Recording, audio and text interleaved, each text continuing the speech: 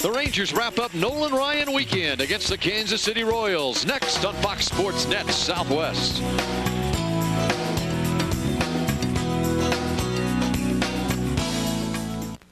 Night baseball at the ballpark in Arlington. The Texas Rangers wrapping up Nolan Ryan weekend this Sunday night. It's the finale of a 3-game series against the Kansas City Royals. And we welcome you to Texas Rangers baseball tonight here on Fox Sports Net Southwest. Bill Jones along with Tom Grieve.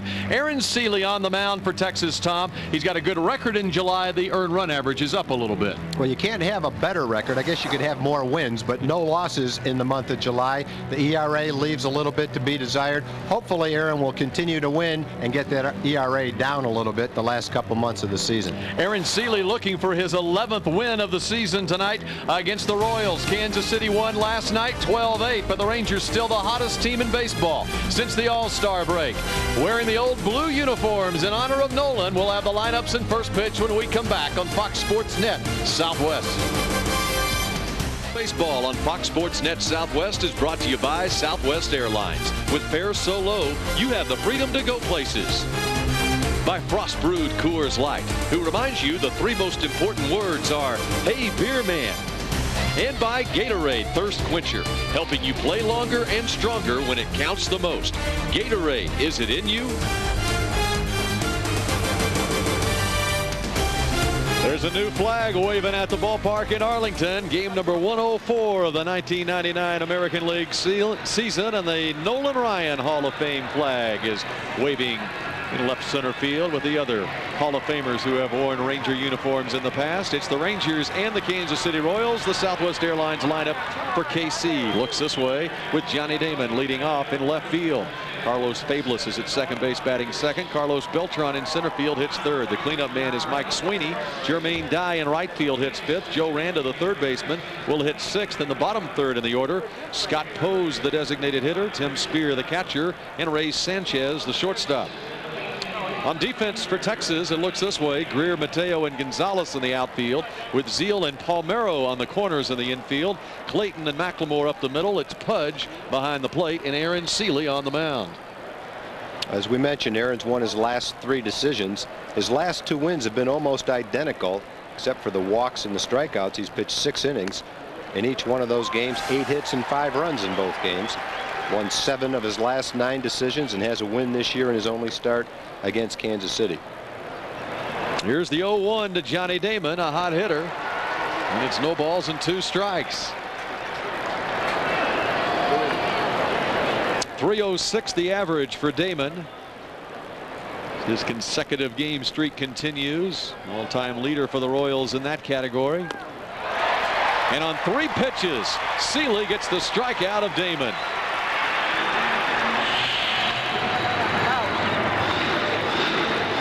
A nice start for Aaron. A couple of good curveballs really fooled Johnny Damon. Missed that one. That one never came back. It just stayed right on the outside corner. Johnny way out in front of it. So 1 down in the first, and that'll bring up the rookie Carlos Fablis, the second baseman. Had to leave last night's game after being hit by a pitch. Stayed in to run the bases, then was taken to the hospital for x-rays. So strike 1 to Fablis, and he is pronounced fit to play tonight. 271 the average. He's having a nice season in his first year at the major league level.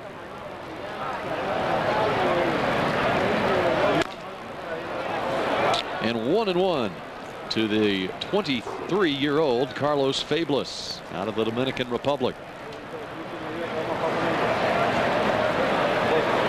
Royals have scored a lot of runs this season and of late. A little check swing, excuse me, foul ball.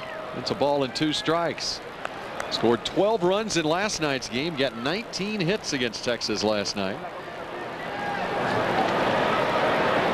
Rick Helling got a no decision in last night's game. It was 5 innings. He struggled in the 3rd, 4th, and 5th. And it's 2-2 to Fablis. Rangers had a 5-0 lead after 2 innings last night. But then the Royals scored 12 unanswered runs before Texas finally got on the board again in the 8th inning. This shows how hot the Royals have been. As we move into August, in the month of July, the Royals as a team had the top batting average in the American League. Fabulous to right center field. On the run, Ruben Mateo over his head. He makes the catch. 2 down in the first. Well, the Rangers had Fabulous situated right defensively for that at bat. Ruben was playing over in right center field, and it's a good thing he was. Otherwise, that would have been a triple. Ruben had a long way to go. Made a running catch. Fabulous was all the way around first base and would easily have had a triple if that ball was in the gap. Ed Napoleon positions the outfielders for the Rangers. Carlos Beltran, 0-1. Beltran, another rookie in the lineup, and then number 3 hole for Kansas City, and he's hitting over 300. Just missing is Seeley, 1-1.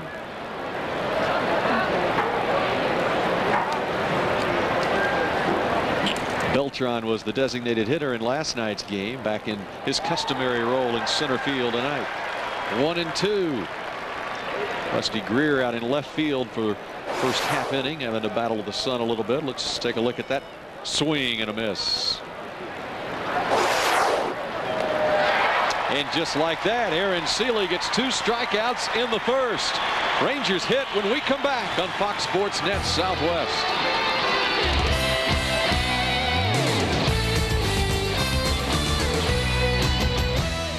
Bottom of the first inning here in Arlington. The Southwest Airlines lineup for the Texas Rangers looks this way. Mark McLemore leads off at second base. Pudge Rodriguez hitting up close to 500 his last 9 games, bats second. Number 3 hitter is the left fielder Rusty Greer. In right field is Juan batting cleanup. Palmeiro's at first base hitting 5th. Zeal at third base bats 6th. In the bottom third, the designated hitter tonight, Lee Stevens. Ruben Mateo in center field, and Royce Clayton is the shortstop. Defensively for Kansas City, left to right in the outfield, Damon, Beltran, and Dye. Randa and Sanchez the left side of the infield. Fabulous and Sweeney on the right side. It's Spear behind the plate, and it's Brian Barber on the mound. Brian Barber pitching tonight because Kevin Napier was traded. He began the year with Kansas City, had 2 starts early in the season, both against Chicago. He won 1 and lost 1, gave up 8 runs in 8 innings and 12 hits. Then he was optioned in late April to AAA and has been called up recently.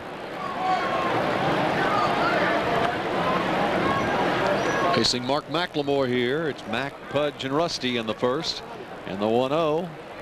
In there for a strike, 1-1. McLemore's numbers at .276 on the season.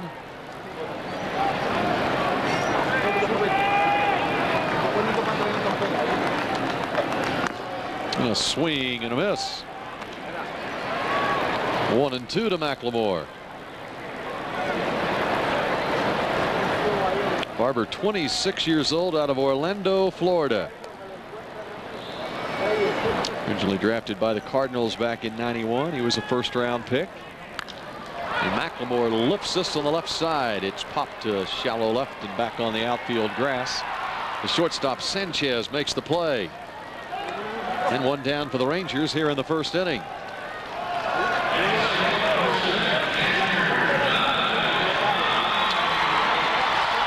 And Brian Barber faces the hot-hitting Pudge Rodriguez. For Pudge, the batting average got down to right around 300, little below 300. All the way down to 295 in mid-July at the All-Star break, in fact. Pudge's average was at 295. He's raised it 25 points since the All-Star break, up to 320. And what a big month of July it was for Rodriguez. He had over 350 in the month of July, and 5 home runs and 17 runs batted in the month, a 356 batting average. Here's the 0-1. Off the bare hand of the pitcher Barber, and Pudge starts August with an infield single.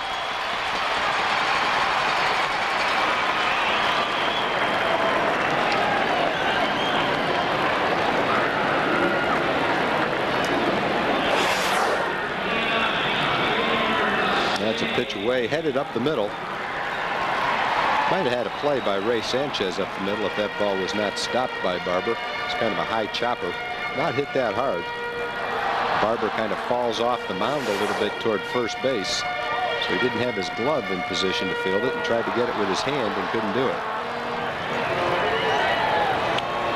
So a man on for Texas here in the first inning, and Rusty Greer will be the hitter.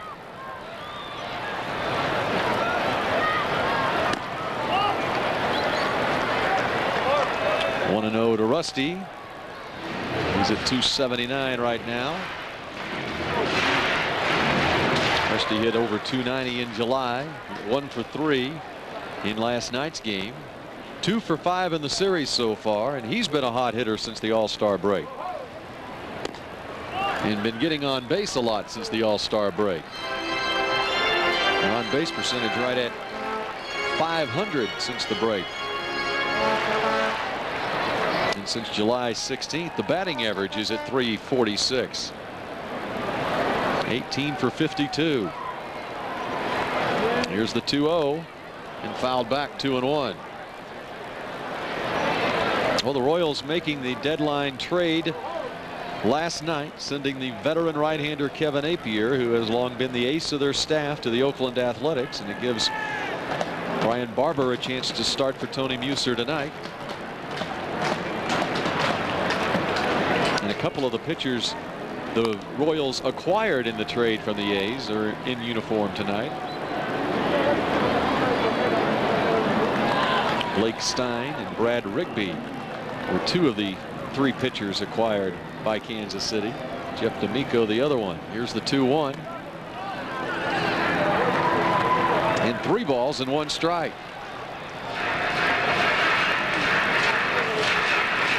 Rusty has now drawn 70 walks on the season.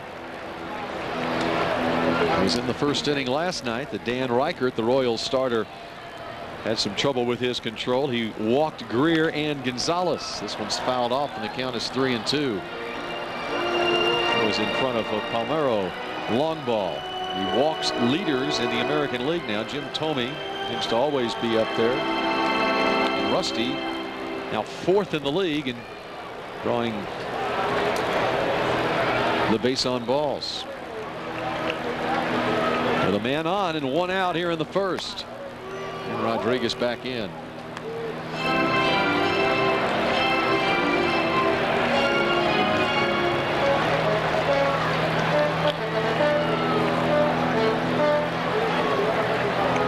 Pudge with his lead with 19 stolen bases on the season. He's on the run. And it's grounded to Fabulous. Terrific play to short to get Rodriguez, and Sanchez with the relay. Nifty play by Fabulous and Sanchez as they're able to turn 2, and the Royals are out of the first inning. We're scoreless through 1 in Arlington.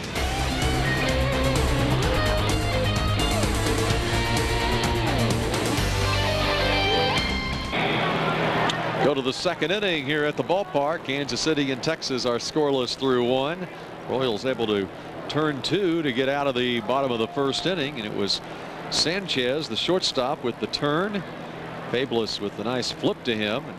Pudge was on the run. The ball grounded to second. With a look there, the trainer came over looking at Sanchez, and perhaps he got flipped a little bit by Pudge at second base. First pitch from Seeley in the second inning, and Mike Sweeney continues his torrid pace. It's a base hit up the middle. Yeah, that's not a real good place to pitch Sweeney. Fastball about belt high and out over the plate. What we've seen of him for a couple of days is if you throw him a pitch like that, he's going to hit it hard one way or the other. He's hit some balls hard to center field. Had a home run, a triple off the wall. Now a line shot. A couple balls that have been caught.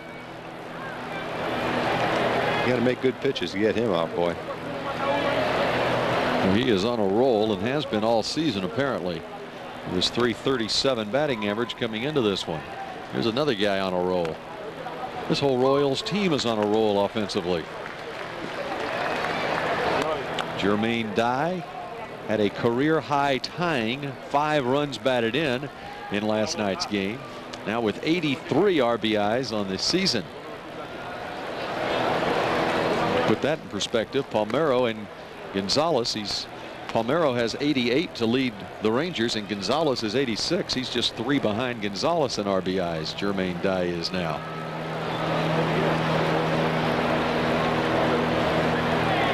And 32 of them in the month of July for Dye. A swing and a miss. Seeley had a couple of strikeouts in the first inning.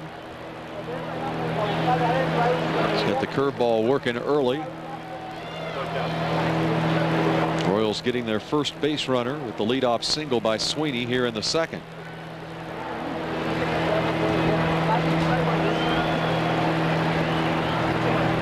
And Seeley with the 1-2 to Dye. And that's 3 strikeouts of the first 4 outs for Aaron Seeley. Those are the results that Aaron will have when he throws his curveball like he's thrown it so far in this ball game. He can consistently throw that down in the strike zone, sometimes a little bit out of the strike zone like that. Hitters don't hit that pitch. The one they hit is the one that hangs.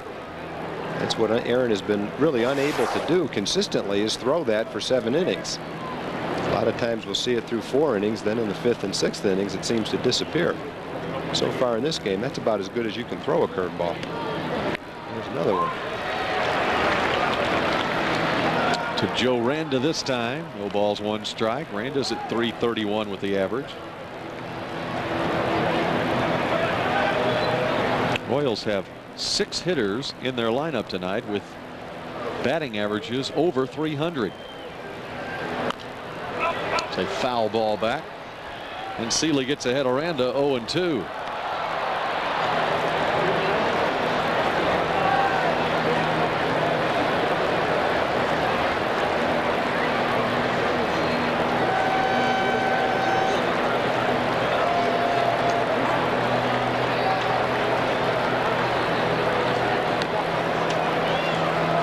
No balls, 2 strikes. Throw down to first and back in there just barely is Sweeney. Sweeney's lucky to get back. He didn't have a huge lead. It looked like he had a slow first step getting back, and Pudge almost had him. He's safe, but it was close. Palmeiro playing first base tonight. An opportunity in the field. It's the 1-2 pitch to Randa now. Comes in tight 2-2.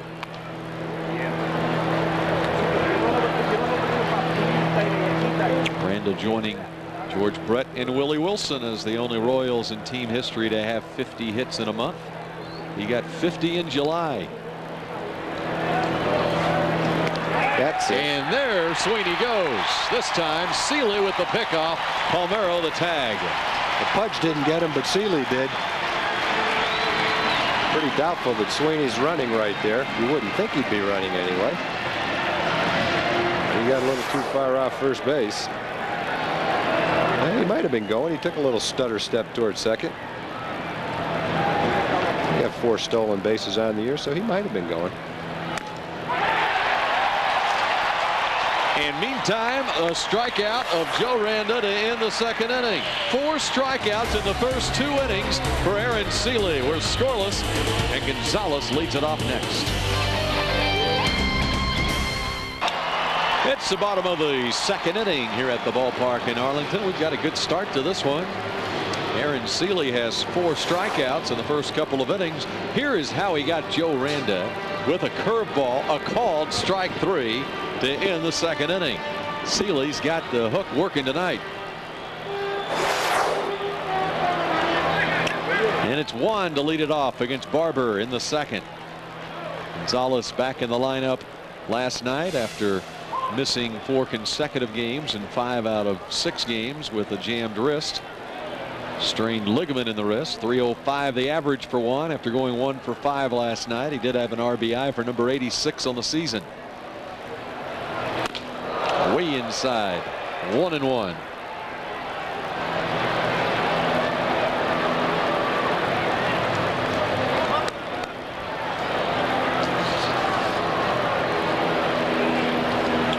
Gonzalez missing some games in July. Little nubber. Catcher Spear is out and makes the play.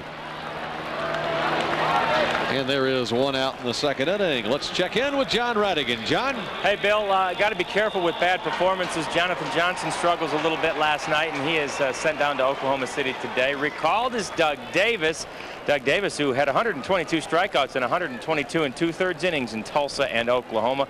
He's a 23-year-old rookie, and if I were him, I would just hang around the other rookies, Mike Venefro and, of course, Jeff Zimmerman, and see what they do and try to duplicate that. Bill and Tom, back to you guys. Well, some good numbers for Doug Davis this season at both AA Tulsa and AAA Oklahoma. You know what the key for longevity is for a long reliever right now with the Rangers? What's that? Have the starters go 7 every day and don't pitch. Yeah. Once you throw your 3 or 4 innings, you're gone. It doesn't matter whether it's good or bad. Yeah, it doesn't matter. It could be 3 or 4 no-hit innings That's at right. this point. That's Danny Kolb. 2-0 to Palmeiro. That's just the way it is right now in the makeup of this staff. Need a long reliever in the bullpen, and it's the shuttle from Oklahoma City to Arlington. Palmeiro in the first inning off Reichert last night. It was a 3-run shot. It was his 25th home run of the season, and he now has 88 runs batted in to lead the club. And Johnny knows the key to the Ranger pitching staff has been the bullpen. Raffy takes a walk. And they've been used a lot. Not overused, but they've been used a lot. And so when the long reliever pitches one day, he doesn't want to go into the next game without a long reliever. In other words, if you pitch 3 or 4 innings one day, you're not available the next day. And if the starter gets knocked out early and you haven't brought a new long reliever up, then you've got to go to the guys that you depend on in the 5th, 6th, and 7th innings. He doesn't want to do that. And one thing good about it, it gives several kids a chance to see big league action in the course of a pennant race. Seen Danny Kolb, Jonathan Johnson, now Doug Davis, so they're all getting a chance. The longer you stay here depends really on not getting a chance to pitch. Here's Todd Zeile, 1-0. And in all likelihood, the Rangers would have brought Danny Kolb back.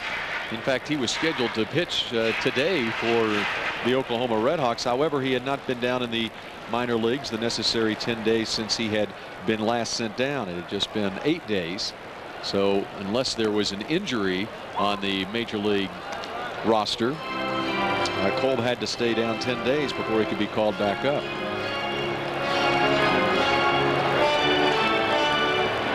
Yeah, that's so you can't use a guy one day in the big leagues, send him down for a couple of days, then when he's rested, call him right back. When you're optioned, you have to stay there for 10 days. There is an exception to that rule, though. If someone is injured in the pitching staff, then you can be recalled in less than 10 days, but only to replace an injured player. 2-1 to Zeile.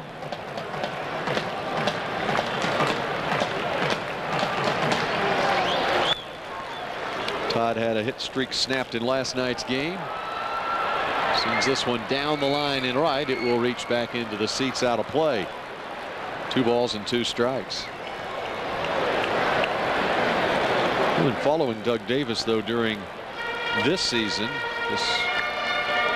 Some eye-catching numbers that he put up both at AA and AAA. I'd be interested in seeing him, but really, Ranger fans do not want to see him in a game. That means the starter has left early.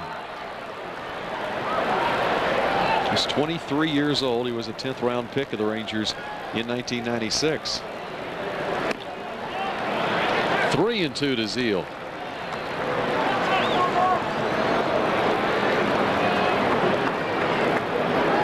Ryan Barber made a couple of starts for the Royals early in the season. 5 innings in one start, got knocked out after 3 innings in another one. That was back in April. A couple of starts against the White Sox.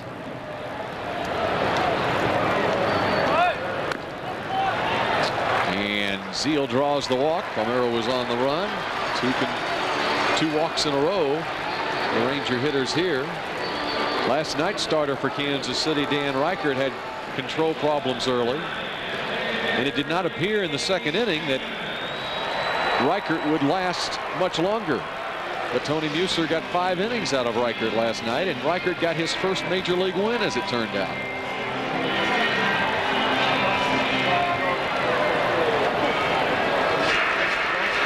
So 2 on and 1 out here in the second. And Lee Stevens will hit.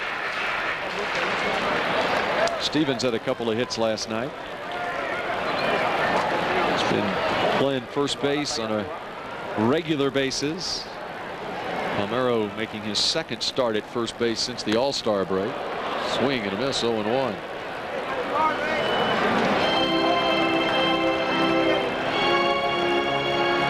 A week or so ago, Johnny Oates had said that Palmeiro would probably start playing first base gradually, and the best way Johnny thought he could work him in would be whenever the Rangers face a left-handed starting pitcher. However, the Rangers hardly ever face left-handed starting pitchers, so it's against a right-hander tonight that Palmeiro starts in the field and Stevens is the designated hitter.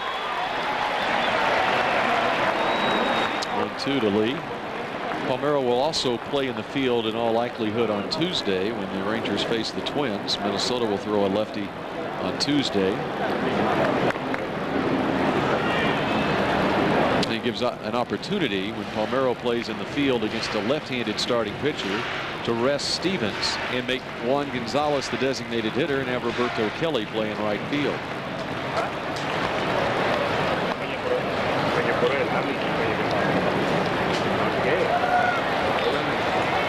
Runners at first and second. Villa walks. And it's 1-2 to Stevens.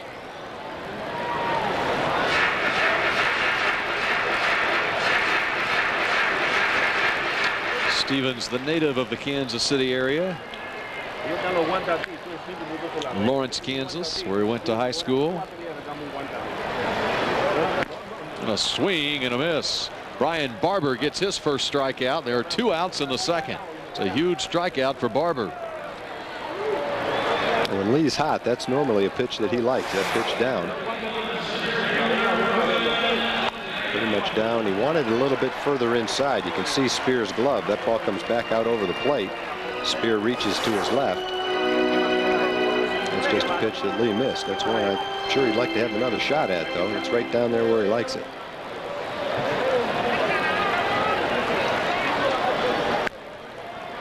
Here's Mateo. 2 on, 2 out. There for a strike, 0-1. Mateo's average is at .234. Ruben was 1 for 4 last night.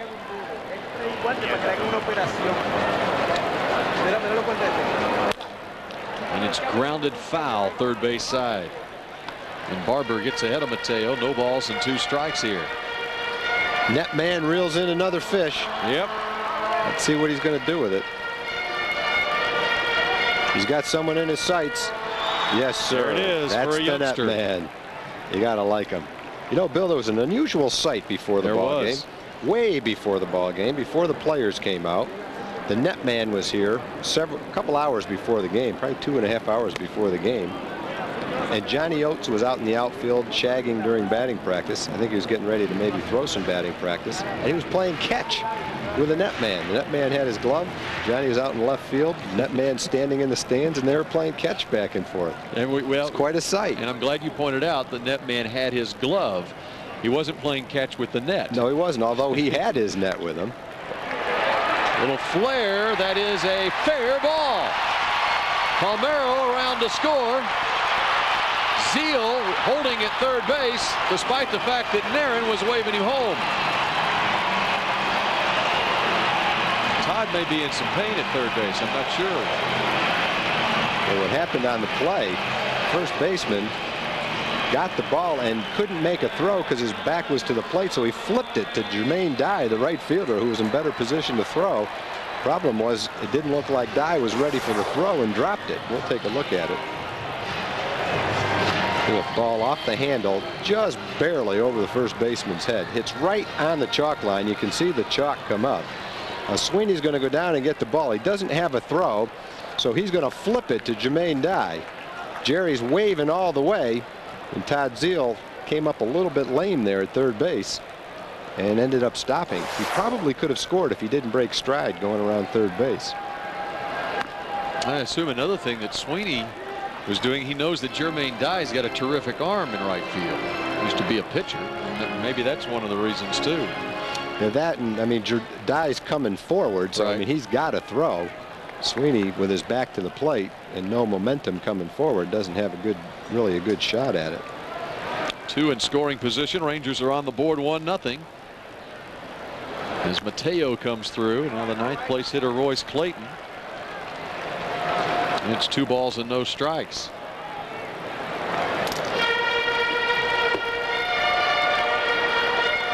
Well, the Rangers take advantage of the walks here. One of them has come around to score. They try to get the other one home. Palmeiro walked with 1 out, and Zeal walked as well.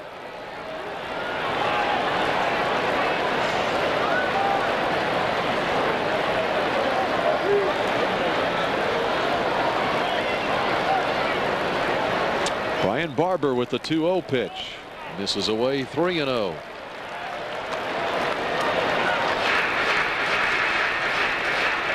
Well, for Mateo, he had a base hit taken away by Joe Randa at third base in last night's game. This one, he found the line, down the line, behind first base. It falls for him this time. Here's the 3-0. And swinging away, Clayton pops it into right field. Dye, the right fielder, makes the play. Rangers leave 2 in scoring position. They do score 1. It's 1-0 Texas through 2 in Arlington.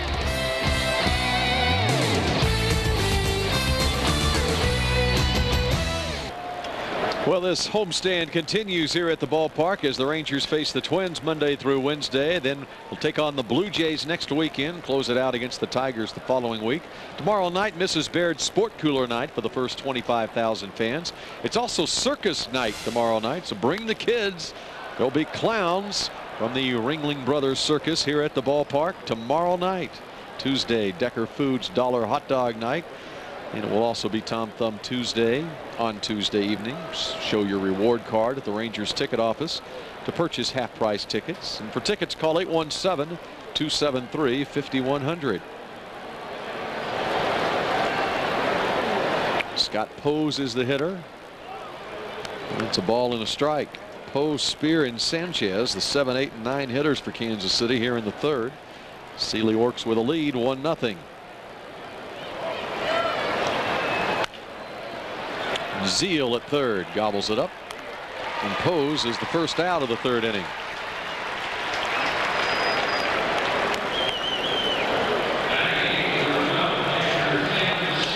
Here's the Coors Light upcoming schedule as the Rangers continue this, the longest homestand of the season. The TV schedule looks this way: Monday and Tuesday, 7:30 on KXTX 39.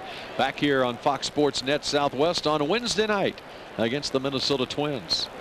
And the Blue Jays will be in Friday, Saturday, and Monday night games on KXTX 39. And next Sunday night back here on Fox Sports Net Southwest.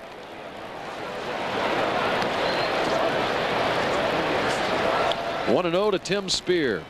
Getting the start behind the plate. Chad Kruder started the first 2 games of this series. And Spear, the left field foul down the line into the stands. It's a ball and a strike.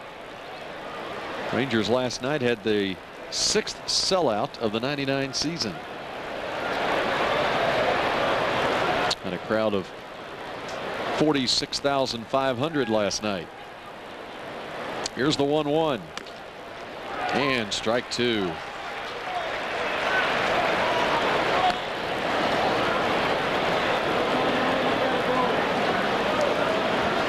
Career highs for Spear and home runs and RBIs this season.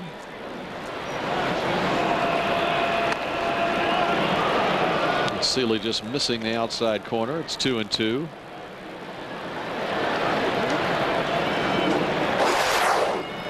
How close was it? Here's another look.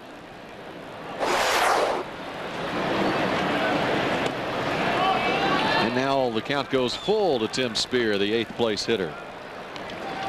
The Royals with 19 hits in last night's game, and when you get 19 hits, everybody in the lineup is doing something. It was the bottom of the order that did a lot last night for Kansas City.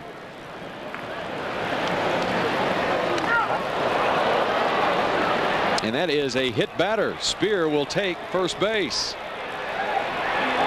Like he started his swing. I don't know if he went far enough to count as a swing. I think Johnny was asking Pudge to ask for an appeal. Yeah, it looked like he held his bat back from this angle. Obviously. That's pretty close. Nope, never got the head of the bat out. His hands went, but the head of the bat stays back. Occasionally that ball can hit right off the handle of the bat, the knob of the bat, when it's in that angle. And that's very difficult for the umpire to tell exactly where it hit. No argument from the Rangers. You saw Johnny right after that, the shot of him yelling for Pudge. I believe he was asking Pudge to ask the umpires for an appeal down to first base to see if he went around. But Spear is the base runner. It's a hit batter, and it's the 7th hit batter for Aaron Seeley this season. Ray Sanchez, the 9th place hitter, no balls, 1 strike. 1-1. And the Rangers right now with a 7.5 game lead in the American League West. Oakland has won this afternoon over Tampa Bay. 10-6 was the final score. The A's with a lot of home runs in that game.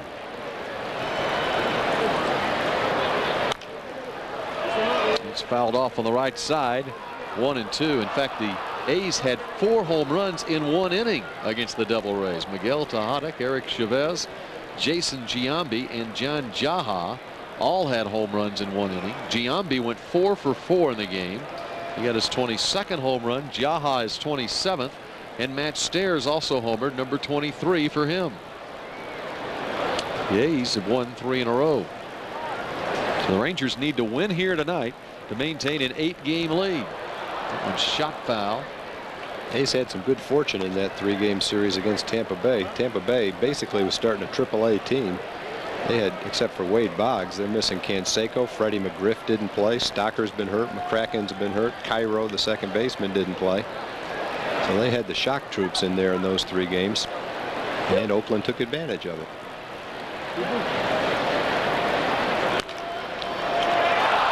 Off the tip of the glove of Todd Zeile. It rolls down the left field line. Spear into third, and into second goes Sanchez. All I can guess on that one is Todd took his eye off the ball. He might have taken his eye off to see where the runner at first was, whether he had a throw back to first. But it looked like a ball that he was going to catch. I think Todd thought he was going to catch it. Here's a good look at it. Oh, right off the tip of his glove. Just missed it. It goes as a double for Sanchez. Now it goes as a double. It went off the tip of his glove as he was jumping, so you can't dispute the call. However, I think if you asked Todd if he should have caught it, he would say yes. Palmeiro will go to first and step on the bag, and coming home is Tim Spear, and this game is tied at 1.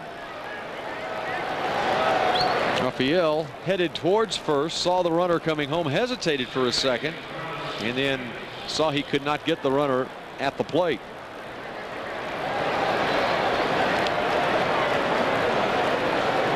And there is the second out here in the third. Also moving from second to third is Sanchez. Johnny Damon with his 60th RBI.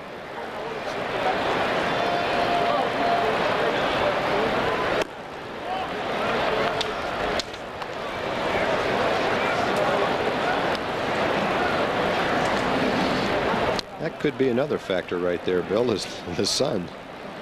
You can see Todd bending down trying to get underneath the sun as he jumped. There's a possibility the sun was in his eyes too. So in all fairness, although it looked like a play he could have made, a line drive with the sun in your eyes can be very tough to contend with. You know, over the last few weeks we've seen too many times where balls have been affected by the sun. Berto Kelly in right field in Baltimore. One ball. Was blinded by the sun. Rusty in left field a couple of times. 2 balls and 1 strike to Carlos Fablis. That sun that's bothering Zeal right now is just coming through the gates behind the stands on the first base side.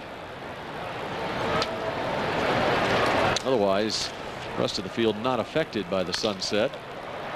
Clayton at short with the long throw, and he gets Fablis to end the inning. But the Royals score a run. We're tied at 1 through 2.5 at the ballpark.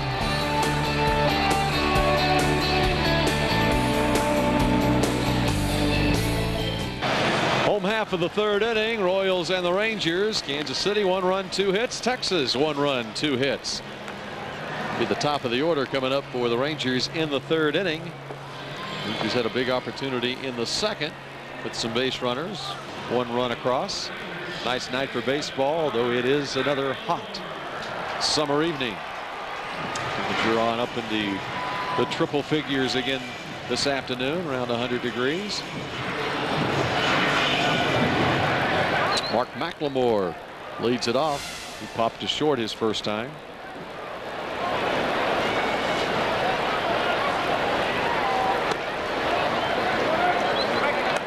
And it's 1-0 to Mac. Ranger offense has been in gear of late. First 2 games of this series, 17 runs scored by the Rangers. Had 9 runs in the opener on Friday night and 8 more last night. 1-1 to McLemore.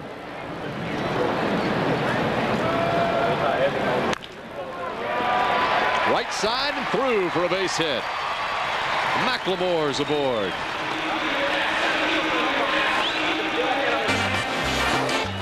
The Fox Sports News Prime Time is giving away a trip to Club Med Ixtapa tomorrow night and every weeknight. Don't miss Fox Sports News to get the question that could send you to paradise. Just log on to foxsports.com to enter. The We're Having a Ball sweepstakes is brought to you by Little Caesars and Discover Brokerage.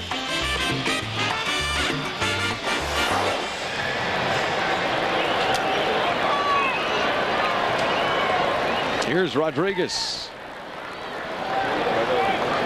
Pudge had an infield single. Rounder back up the middle that went off the bare hand of Brian Barber and trickled behind him, and Pudge was aboard. It's fouled back. 0-1.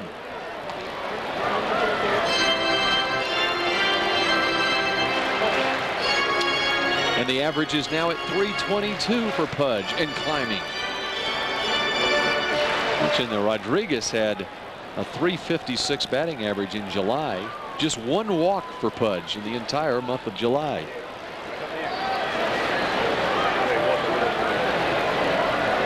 A man on at first base in the 0-1. Hit high and deep to right field. Way back, and it's out of here. Pudge goes the opposite way, and the Rangers lead it 3-1. Fireworks on a Sunday night at the ballpark.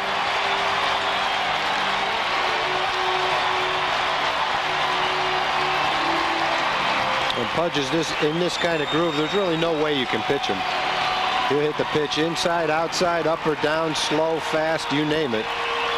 It doesn't matter. Ball, strike, anything close, he's going to hit a line drive. He might be one of those guys, the best thing to do is throw it right down the middle. Because it really doesn't matter where you throw it right now. He's going to hit it hard somewhere. And it's been that way for about 3 weeks. Not a terrible pitch, kind of down and away.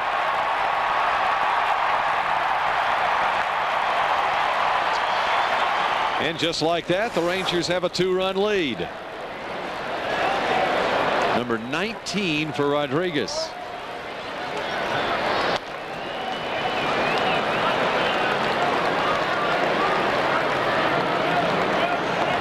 There's a former Ranger, Jim Sundberg, former Ranger catcher. That's alumni weekend here at the ballpark. 6th annual affair. The alums were signing autographs before the game. Of course, Rangers wrapping up Nolan Ryan weekend. Lots of former Rangers seeing the same uniforms they wore. And there's another walk to Rusty. 71 walks for Greer.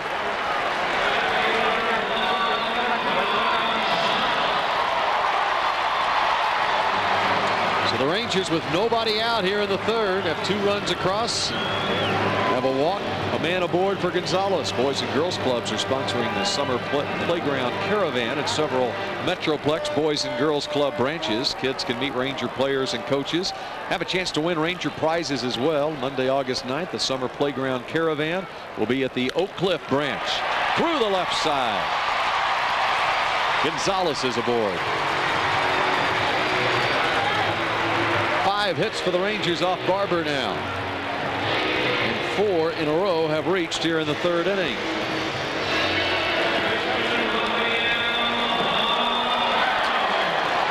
And Mark Wiley heads to the mound. Again, that summer playground caravan at the Oak Cliff branch on Monday, August 9th, 10 a.m. at the West Dallas branch at 11:30 a.m. on that same day, Monday, August 9th, 1 week from tomorrow. Tuesday, August 10th, it'll be the Mesquite branch at 10 a.m. and the East Dallas branch at 11:30 a.m. And for information, 817-273-5207, or your local Boys and Girls Club has information as well on it. Mark Wiley made a lot of trips to the mound in last night's game, as did his counterpart for the Rangers, Dick Bosman. Trip here as McLemore had a single, Rodriguez a homer, Greer a walk, and Gonzalez a single here in the third. Eric Cooper out to break it up. And one of the new Royal pitchers is up and throwing. It's Blake Stein. Came over yesterday in the trade from the A's.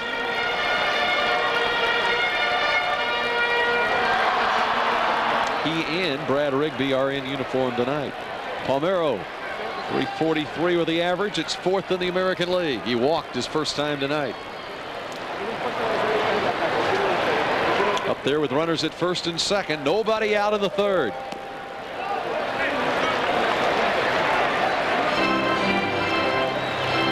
It's 1-0 to Rafi.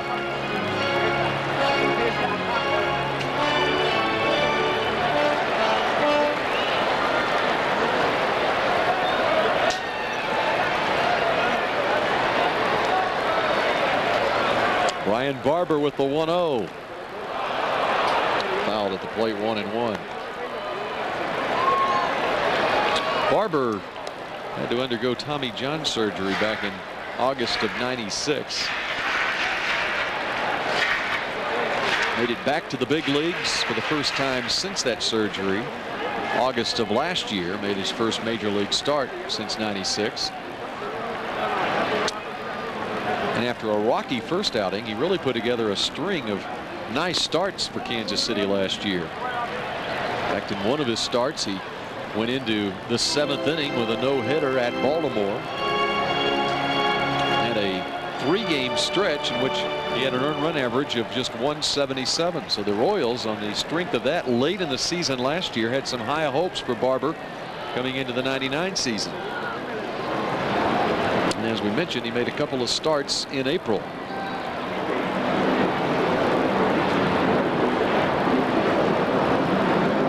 Here's the 2-1. And Palmeiro to right field.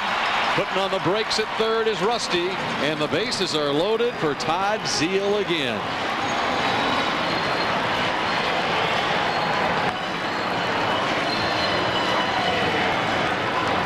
One of the benefits of hitting in the middle of the Ranger lineup. Not many games go by without getting a chance to hit with men in scoring position. Rafi hit a pretty good pitch, really. A sinking fastball down and away. Went down and got it, hit it into right field. Jermaine Dye with a good arm.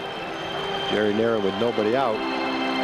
Zeile and Stevens Mateo coming up. Not going to take any chances on having someone thrown out at the plate. Want to score as many as you can against this Kansas City team. They can score some runs, boy. Saw that last night. Seen it all season long from them.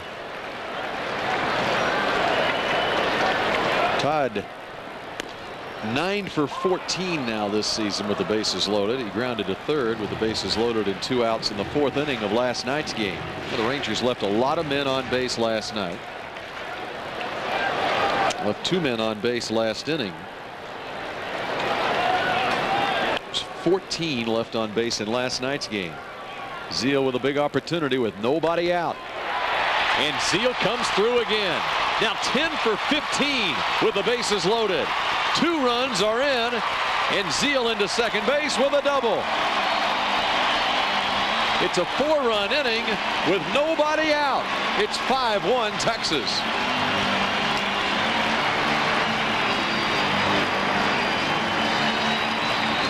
Well, the Royals are giving, the Rangers are giving the Royals a little bit of their own medicine in this ball game. Pounding Barber in this inning. Nobody out after 6 batters, and that's going to be it. So Tony Muser out. Make the call to the bullpen. Another look as Zeal rifles one past Sanchez at short. And around the bases they roam. Todd Zeal with 2 RBIs. He's got 68 on the season. He stays red hot. We're back to the ballpark. We've got a pitching change. The ballpark in Arlington. A big start to this bottom of the 3rd inning for the Rangers. 4 runs across, nobody out. Rangers with 2 in scoring position. Ranger fans are liking the looks of this one. Remember last night the Rangers had a 5-0 lead after 2 innings. And the Royals were able to come back. Texas with the Royals on the ropes here, and Blake Stein is the new pitcher. Oakland made a bunch of trades with St. Louis. For Dennis Eckersley, for Todd Stottlemyre, for Mark McGuire. Blake Stein is one of the many pitchers that they got. He pitched in their system, had some starts for him last year in the big leagues, was in AAA most of this season.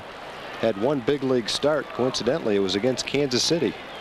Gave up 5 runs on 6 hits in 2 2/3 innings. But he was pitching well in AAA ball for Oakland. Stevens to medium deep center field. The tag at third, and scoring is Palmeiro, and the Rangers make it a 6-1 game. It's a sacrifice fly for Lee Stevens, RBI number 59. Look at Stein's record in AAA. He'd struck out 111 batters in 109 innings this year for Oakland's AAA ball club. He has a good arm. He's been known to get it up there in the mid-90s with his fastball, a little inconsistent with his breaking ball and his control. But a good young arm, someone that Kansas City can try to develop and build with.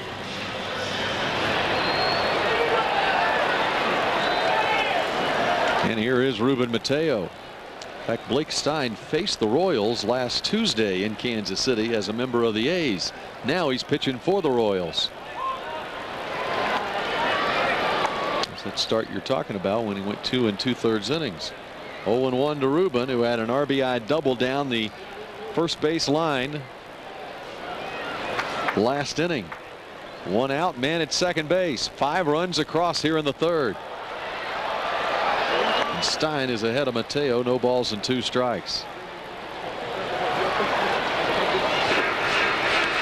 Stein, a big guy, 6'7", 228 pounds. And he will turn 26 on Tuesday. He's 2 days away from his 26th birthday. Here's the 0-2, and it hits Mateo. So Ruben will take his base.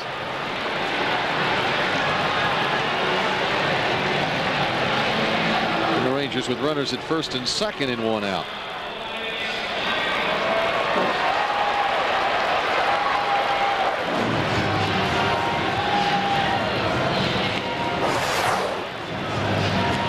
To get out of the way of this one. That had him all the way. Nowhere to go.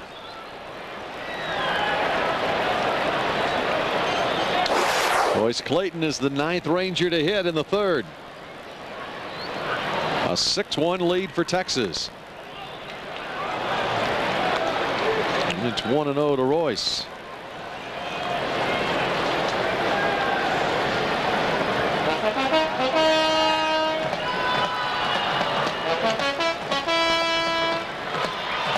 Stein 26 on Tuesday. Brad Rigby picked up from the A's, just turned 26. Two of the pitchers the Royals get for Kevin Appier. Kevin Appier spent a decade with Kansas City. First came up in 1989. Put in some good years with the Royals, but the Appier era is over.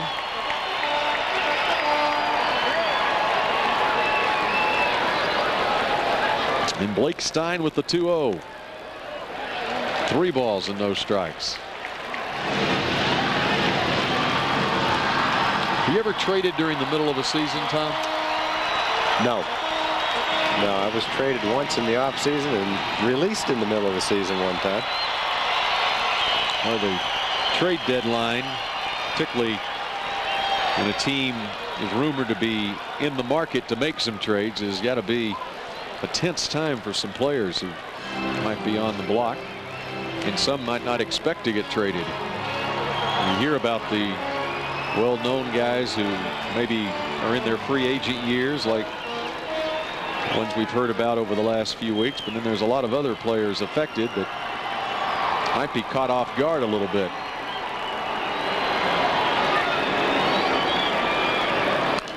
A 3-1 pitch is fouled off. 3 balls and 2 strikes. Clayton was up there in the second inning with 2 in scoring position, and on a 3-0 pitch he had the green light. He flied to right field for the 3rd out in the second.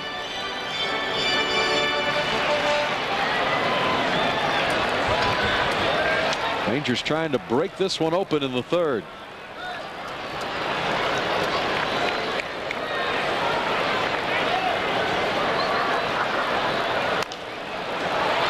It's fouled off on the right side.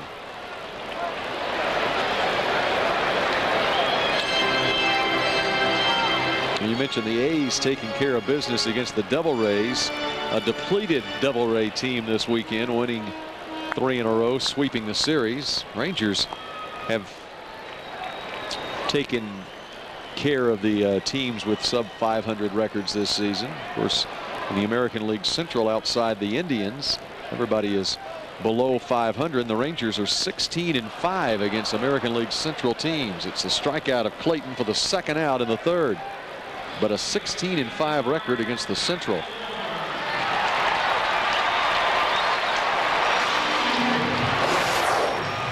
Good location with his fastball. Right on the outside corner. Looked like it was supposed to be on the inside corner, but it hit the outside corner instead with good success. It worked just the same. You can tell that by the way the catcher had to reach for the ball.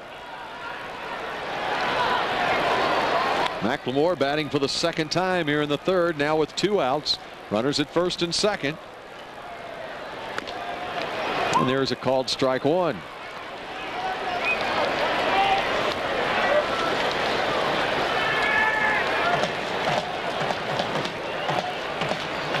Phil, we should say thanks to Fridays for the food they sent over yesterday. We definitely should. I've made a mental note of it. When I get hungry tonight. We were complaining about being hungry last night. Next thing you know, there's food on the table. It sort of got here in a roundabout way. Yeah, it was through the radio booth. There's Friday's Front Row Sports Grill. You know, Tom, it's the only place to be before, during, and after a Ranger game. It sure is. And we thank you guys over at Fridays. The food was intercepted by radio people, though. Yep. Eric Nadel and Vince Cotroneo. They intercepted our food, but they were nice enough to spread it around. At first, they were gloating a little bit about Vince was holding it up and laughing at us. We got your food. But then he was nice enough to bring it over. But we didn't find out until after the game that it was Friday's Front Row Sports Grill that provided the food. Vince was a lot nicer than some people when it came to sharing that food. Well, they said it right in front of me. I won't mention any names. It sure was good. I can vouch for it. I'm not sure if anyone else can, but I can. I guess when they said it in front of you, you thought it meant that was supposed to stay there forever and never move until you were done. You know, Evan Grant of the Dallas Morning News was hoping that the writers' press box might get the same kind of treatment, but I'm not sure. Nah. There's the walk. And the bases are loaded again. Second time this inning. And another very hot hitter coming to the plate. A guy who already has one home run this inning. Pudge Rodriguez. Stein didn't have a control problem in the minor leagues this year. 43 walks and 110 innings.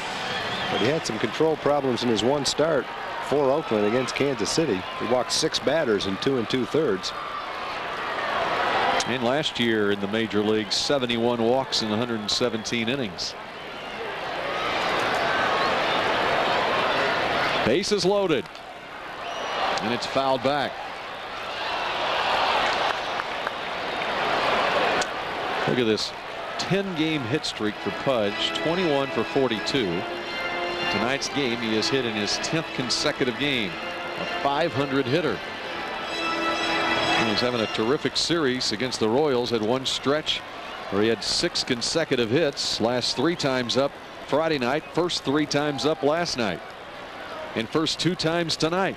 Trying to make it 3 in a row tonight. With the bases loaded. Blake Stein, the 0-1. Ball gets away. Here comes Clayton to the plate. Everybody moves up. Or Zeal to the plate, rather. And it's 7-1. Todd Zeal scores from third. Changeup from Stein, right straight in the dirt. Spear tries to block it, but it kicks off the side of his body and away. The Rangers get another one. Royals having a hard time getting out of this inning. So now runners at second and third. It's a 6-run third inning. Rodriguez, the 11th Ranger to hit here in the third. And the 1-1. Pudge to right field. Jermaine Dye dives for it, can't come up with it, and 2 more have scored. Rodriguez with 4 runs batted in the third inning alone. It's 9-1. Pudge 3 for 3 in 3 innings with 4 RBIs, and I don't know what else you can say other than throw it up there and duck. Down and away. That's not going to work today. The down and away is not going to work unless you want to see something other than a rope to right field. They better try something new. Pudge now with 67 runs batted in. He's hitting over 500 now in his 10-game hit streak.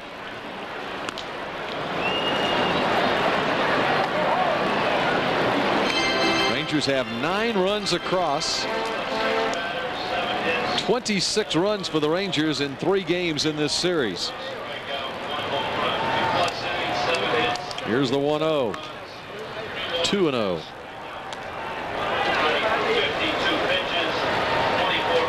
It's an 8-run third inning for the Rangers.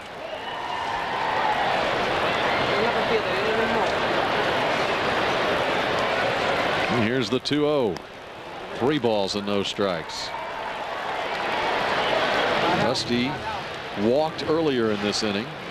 Number 71 on the season.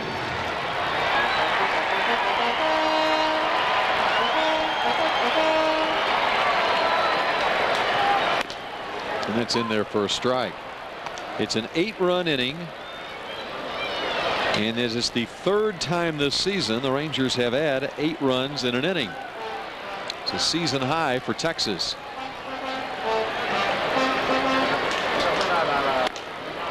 And there is ball 4. Second walk of the inning for Rusty. And it's the second walk issued by Stein.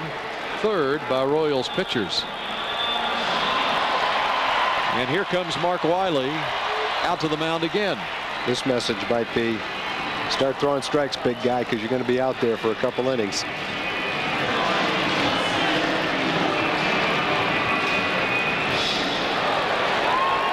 Book is closed on Brian Barber. As Barber goes 2+ innings. He gave up 7 hits, 7 runs all earned, 3 walks and a strikeout.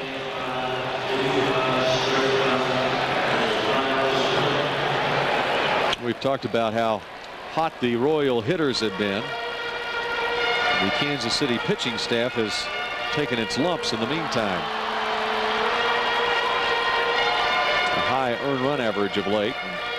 There's trouble at the plate for Blake Stein in the person of Juan Gonzalez, who had a single earlier this inning off Brian Barber.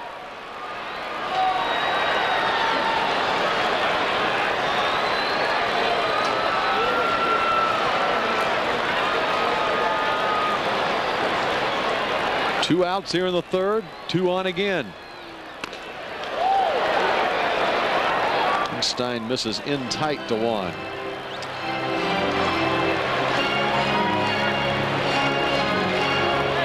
Rangers have 8 runs and 6 hits here in the inning. 3 walks and a hit batter. And Stein with the 1-0. One to center field. Carlos Beltran drips to his left and makes the play. Rangers score 8 in the third. It's an 8-run lead. They've matched their season high, and it was Pudge who got them started.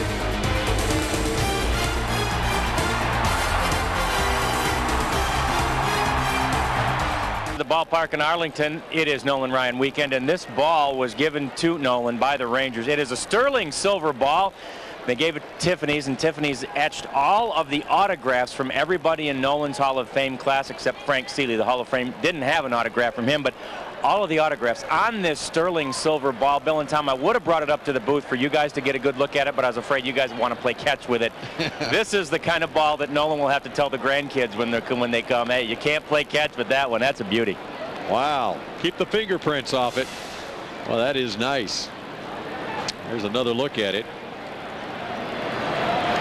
Rangers' first Hall of Famer wearing a Ranger uniform into the Hall of Fame. Of course, Gaylord Perry and Ferguson Jenkins are also baseball Hall of Famers who during their careers wore the Ranger uniform. Carlos Beltran leading it off against Aaron Seeley here in the fourth, as Texas enjoys an 8-run advantage. 9-1 over Kansas City. Beltran struck out his first time. Seeley struck out 4 in the first 2 innings. He had to sit a while in the bottom of the third, but it was an enjoyable wait.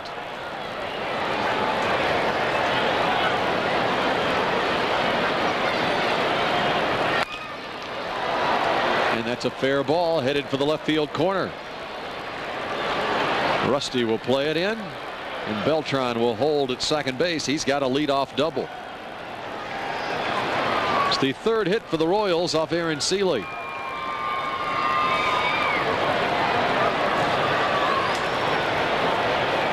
And number 22 on the year for Beltran.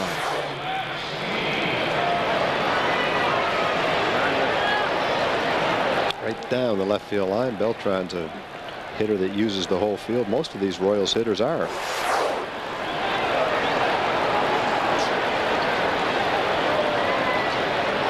And now Seeley faces another good hitter at the plate, Mike Sweeney, who singled up the middle his first time, then was picked off first base.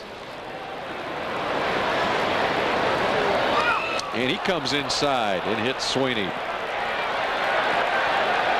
Second hit batter for Seeley.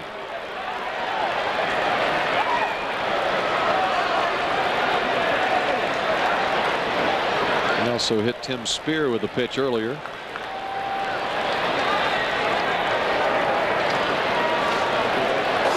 We've had 3 hit batters in this game. That hurts. That's right off the left elbow.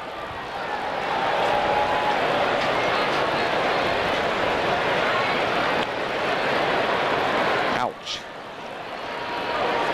For the Royals with 2 base runners and nobody out here in the fourth. And that'll bring up Jermaine Dye.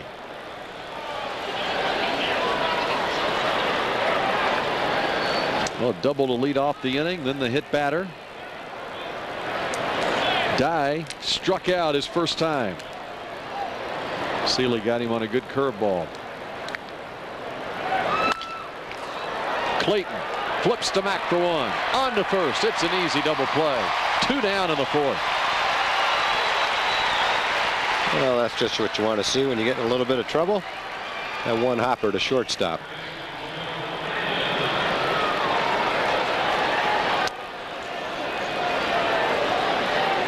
The Sweeney hit by the pitch.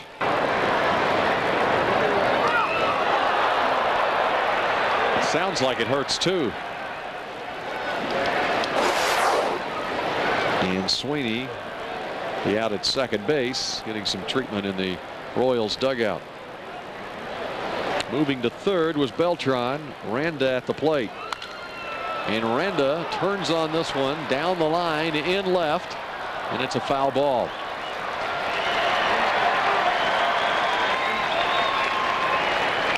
Got a Braves fan down there. Looks like he got it.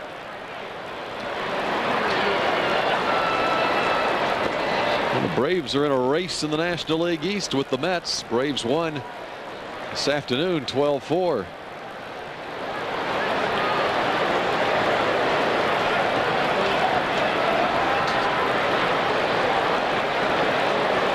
Joe Randa needs a new bat.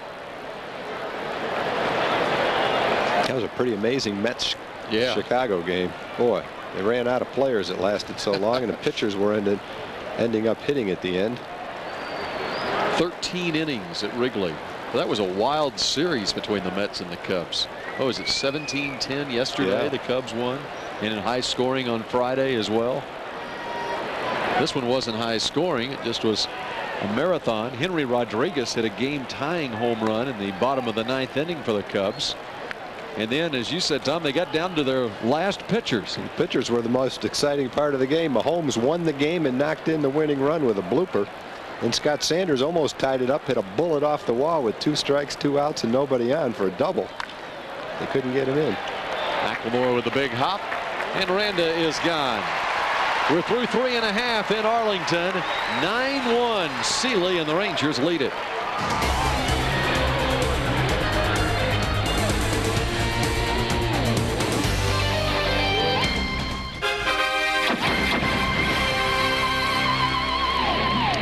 Well, here at the ballpark, the Rangers match their season high with 8 runs in the bottom of the 3rd inning. And check this out. Some true Texas legends in attendance tonight. Nolan Ryan and Tom Grieve. Well, Tom cannot respond at this point. He has left the booth for just a moment, perhaps to greet his fans in the combined Nolan Ryan, Tom Grieve fan club out in the home run porch. Tom did comment on the sign earlier. He said that those fans, the only reason they put his name on it is because that way they know for sure they're going to get on television. And sure enough, they're on television. Rafael Palmeiro leading it off. 1 ball, 1 strike. And we welcome back Tom Grieve. Tom, guess what sign we just showed? What did I miss? Guess what sign was just on television while you were away? They showed that sign. Took me all afternoon to make it. I'm glad they showed it. That wasn't easy making that sign all by myself. I knew I couldn't get it up there if I just used my name, but you put Nolan's name on something, you'll get some publicity. Good to see the family made it out for the game tonight. It was real nice. Got them disguised out there so no one would know. But now it's been the scam has been exposed. There's a walk to Palmeiro to lead off the 4th inning. Rafi's been on 3 times. Walk, that's a surprise. Haven't seen very many of those the last couple of days. Time for the Aflac trivia question. And here is the Aflac trivia question. Who are the only 3 pitchers in Major League history to win 100+ games for teams in both the American and National League? Aflac insuring over 40 million people worldwide. And we will have the answer for you shortly.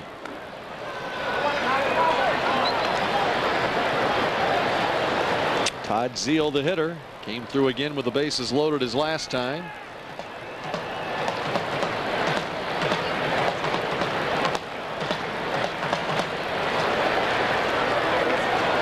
It was a 2-run double for Zeile with the bases loaded.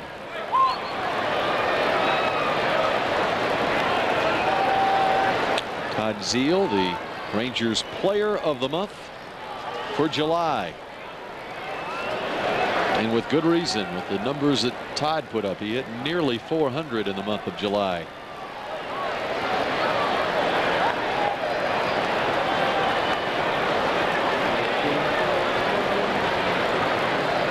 .389 average in July with 23 runs batted in to lead the team.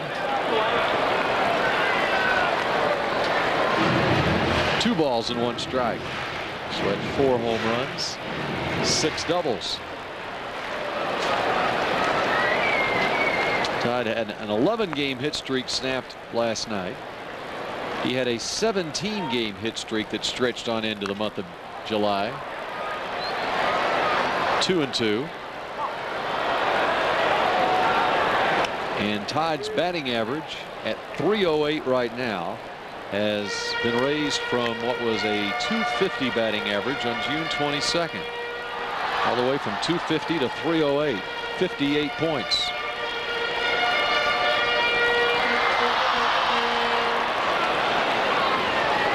Todd was saying yesterday that he thinks that one of the reasons that he's in such a good groove right now is the fact that his family is here with him now after school and the summertime. Garrett, his son, is out here at the ballpark a lot. He feels like he's able to relax with his family here, and family has been with him on some trips as well, and he can concentrate on baseball and relax when he's away from the ballpark. You know, watching Garrett out there, Garrett's probably the one that's been giving Todd some tips about hitting.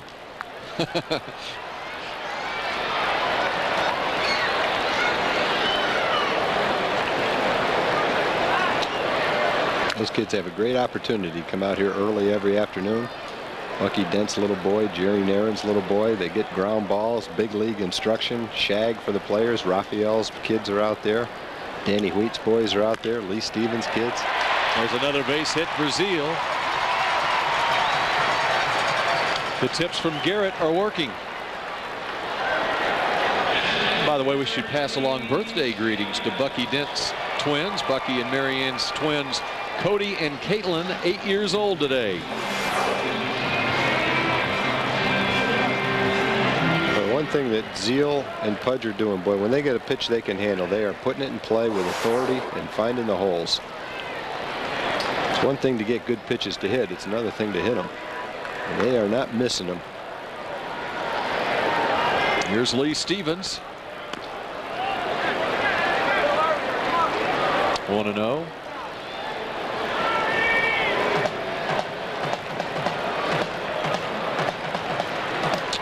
Lee had a sacrifice fly last time.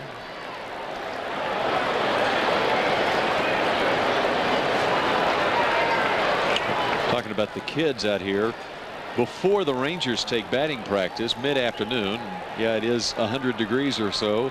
The dads, whether it be players or coaches, will be out here with the kids, throwing batting practice to the kids and also helping them with their fielding, hitting ground balls to them. It's a pretty neat sight in the afternoons for home games.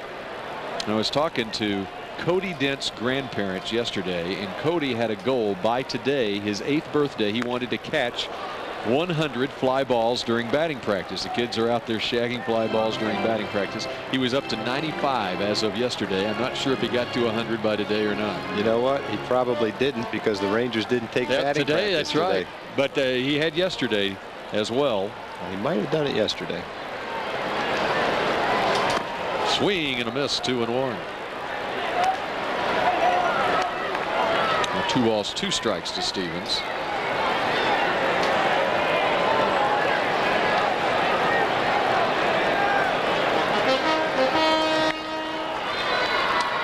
It's really little wonder that so many kids of major leaguers seem to follow in Dad's footsteps to the major leagues with the exposure that they get at such a young age to this kind of environment on a daily basis.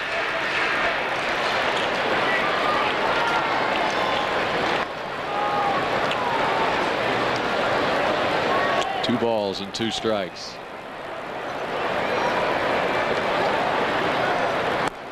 And it's 3-2 to Stevens. Wes Stein has had some problems with his control. Mentioned his last start for Oakland against Kansas City. He had 6 walks. Coming on last inning, he's issued 3 walks and hit a batter. And it's 3-2 to Stevens here with runners at first and second. Nobody out in the 4th.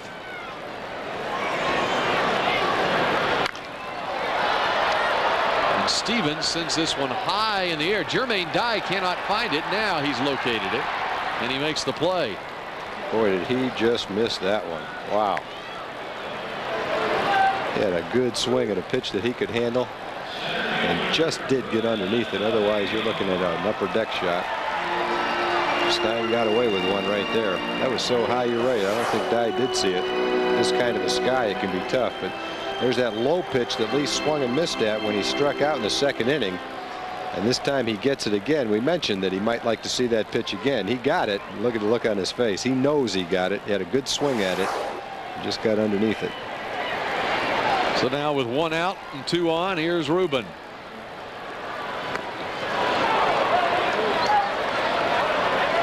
Oh, 0-1 to Mateo, who was hit by a pitch his last time. Also had an RBI double. And hit right on the chalk down the line in right. His first time up. You're talking about the players' kids coming out here, Bill. There was a time back in the 80s where the kids could be bat boys. And a lot of the kids got that opportunity when they were very young to be bat boys. Now you have to be, I believe, 16 years old to be a bat boy, because the Labor Relations Board said you can't have child labor working past a certain hour at night. So all the bat boys have to be, I believe it's 16 years old now, to work past, say, 10 o'clock at night. And it didn't matter that the parents were there with them. The kids younger than that can't do it anymore. Now Ben was a bat boy, right? Ben was a bat boy when he was, I believe, 10 and 11 and 10, 11 and 12. But now you can't do it when you're that young. And the older kids are great bat boys, but boys, the younger kids really enjoyed doing it. And they were pretty good too. I think the umpires liked the little kids. Occasionally they'd forget to bring the balls out, leave a bat out there. And holds it 1-2.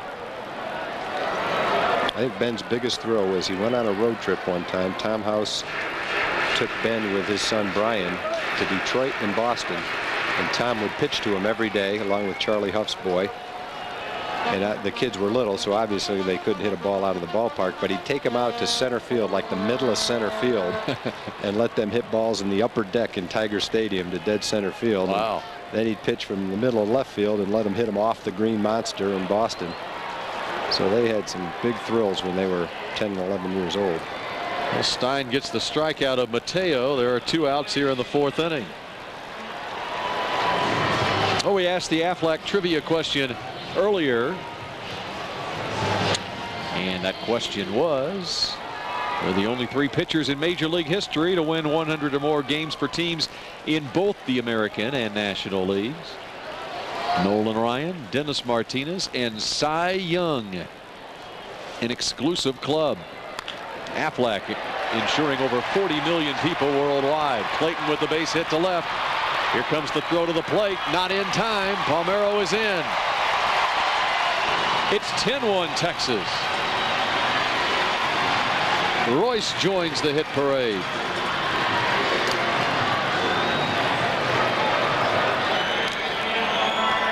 And Palmeiro has scored 3 runs in this game.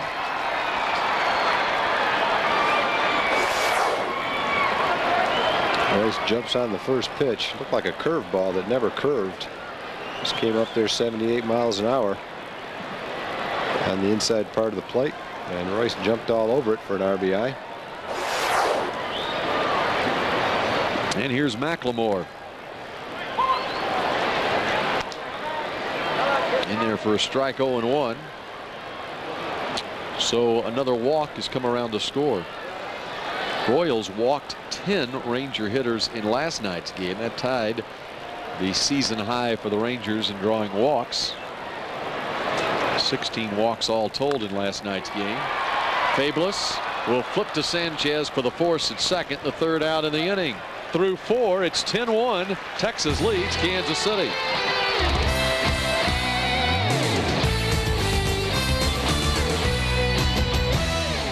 Back here to the ballpark in Arlington, the Rangers lead the Royals 10-1. A big 8 spot in the 3rd inning for Texas, and Aaron Seeley working with a big lead into his 5th inning of work.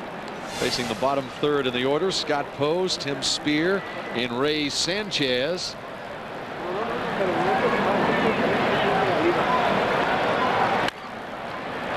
Right back to the mound. Seeley makes the play. And there's 1 up, 1 down here in the 5th inning.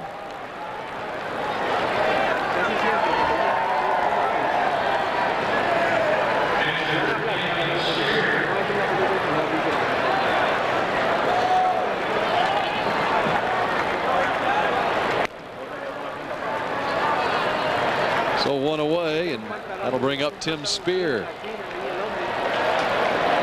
9-run lead for Texas. Spear was hit by a pitch and scored a run in the 3rd.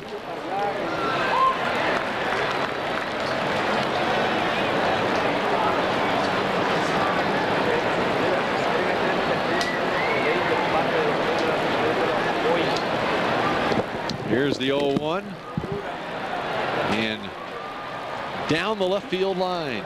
Spear is on. He's headed to second. The throw by Rusty not in time. And Tim Spear has a 1-out double.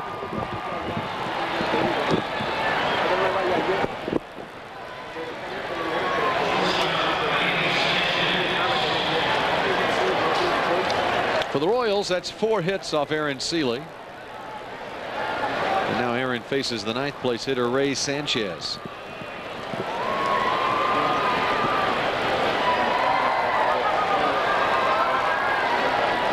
The Rangers have made a habit of late of scoring a lot of runs for Aaron Seeley.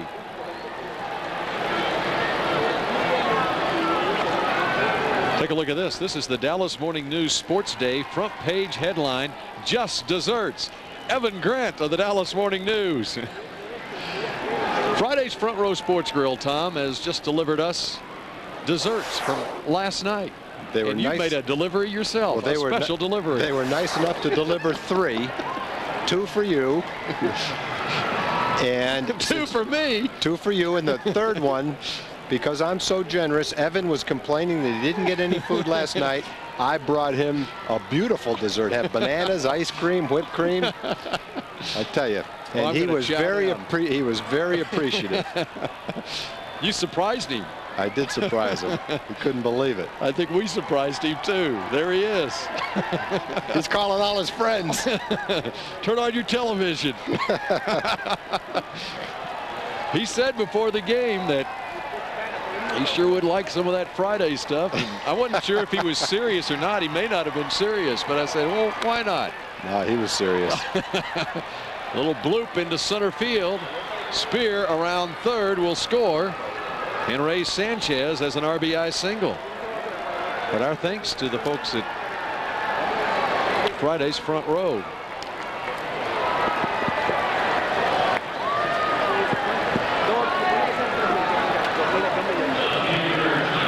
It's a 10-2 game now. Double and a single. Royals with 2 runs on 5 hits now. One thing you know about the Royals, just like the Rangers, they won't die. They'll keep on hitting. They'll keep on trying to score. No matter what the score is, they're not going to go easily for any pitcher. They can put some guys on base and they can bring them in. It's precisely what Johnny Damon was talking about. He was complimenting the Rangers, saying that very thing about the Ranger team. Well, Kansas City got the big lead last night, 12-5. The Rangers never quit. For that matter, Kansas City was down 5-0 after 2 innings, and the Royals didn't quit either. 1-1 to Damon. It's an 8-run lead right now for Texas.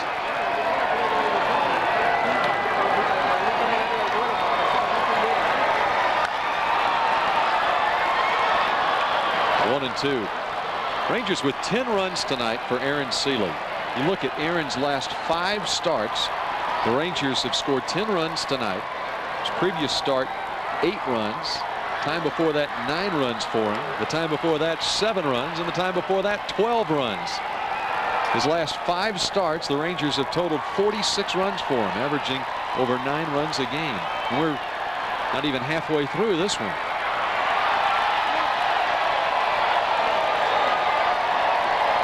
Seeley had a streak like that early on last year. In fact, his first start as a Ranger, Texas scored 20 runs for him in a 20-4 win over Chicago April a year ago.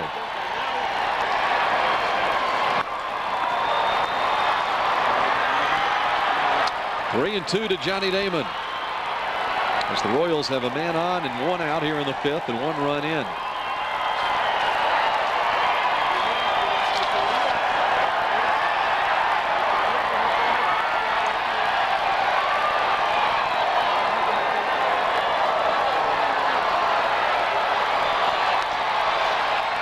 And Damon to left field. It falls for a base hit.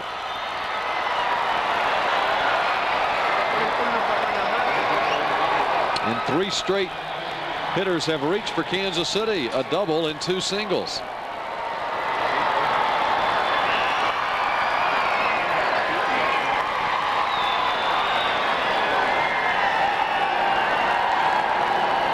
Seeley's at 67 pitches right now.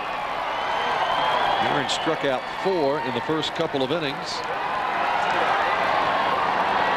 And the Royals string together 3 straight hits here in the 5th. Here's Fabulous. And there's a strike, 0-1.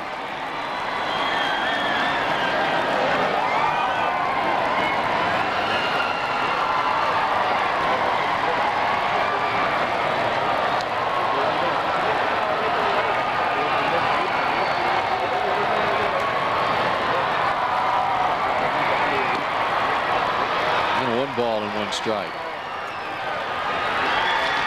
Aaron in his last start at Baltimore went 6 innings, gave up 5 runs on 8 hits. His start before that against Anaheim, 6 innings, 5 runs on 8 hits, almost an identical line. Was identical as far as the innings, runs and hits, and almost identical walks and strikeouts too. In his start before that, he went 6 innings. Gave up 5 runs, 3 of them earned.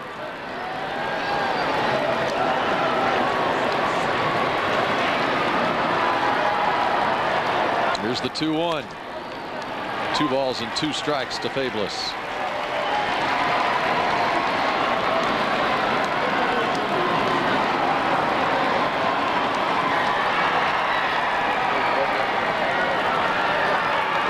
And as Tom mentioned earlier, Seeley, in some recent starts throughout the month of July, started off very strong and then seemed to run into some problems in the middle innings. Sort of been that story a lot of the season for Aaron.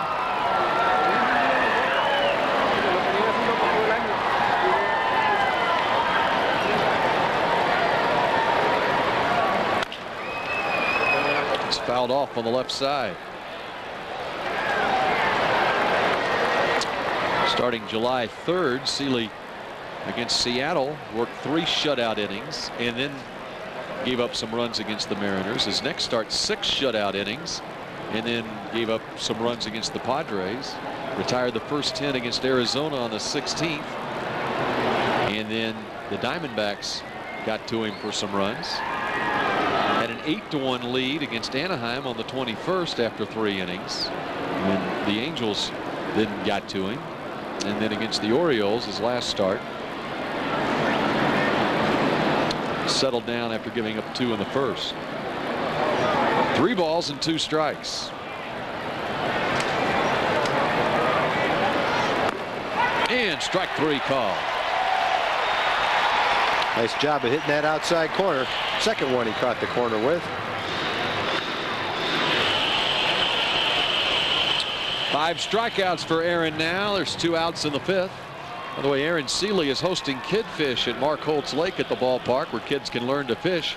It's coming up on Saturday from 9 a.m. to noon. Kid Fish is a fundraising activity for Texas Parks and Wildlife Foundation. raising money to continue their outreach program that educates and provides hands-on fishing experience for children of all ages. You can call 817-572-9464, 572-9464 for more information.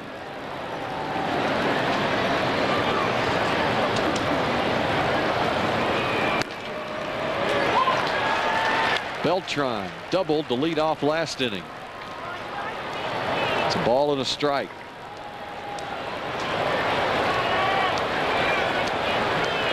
Good one going in Boston tonight. The Yankees and Red Sox are tied at 2. And Beltran to right center field. This ball is hit deep, way back, and it is out of here.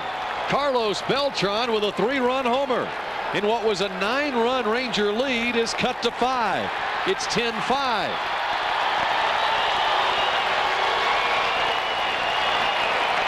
The first time up, Beltran struck out on a good curveball from Aaron Seeley that was down and maybe a little bit out of the strike zone. And Aaron tried a curveball right here to Beltran. The only problem was this one stayed up in the strike zone, and Beltran waited on it, hit it out of the ballpark to the deepest part of the field in right center field. And here come the Royals back. Watch the curveball where it ends up. Belt high. You cannot throw a curveball there to a good hitter. The Royals have several good hitters. Beltran is just one of them. He got the belt high curveball and hit it out of the ballpark. 409-footer for Beltran. 15th home run Seeley's given up this year. This is his 22nd start, and Dick Bosman headed back to the Ranger dugout. Beltran with his 16th home run. He now has 76 runs batted in. Terrific rookie season for the Royal center fielder. And it's a 4-run 5th inning for Kansas City.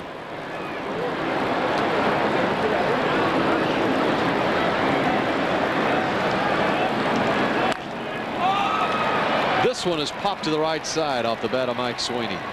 McLemore makes the play. That's the final out in the 5th, but Beltran with the 3-run homer. 10-5, and Evan Grant still chowing down. I think I will. Back to the ballpark. Rangers had a 9-run lead coming to this 5th inning, but the Royals score 4 in the top half of the inning.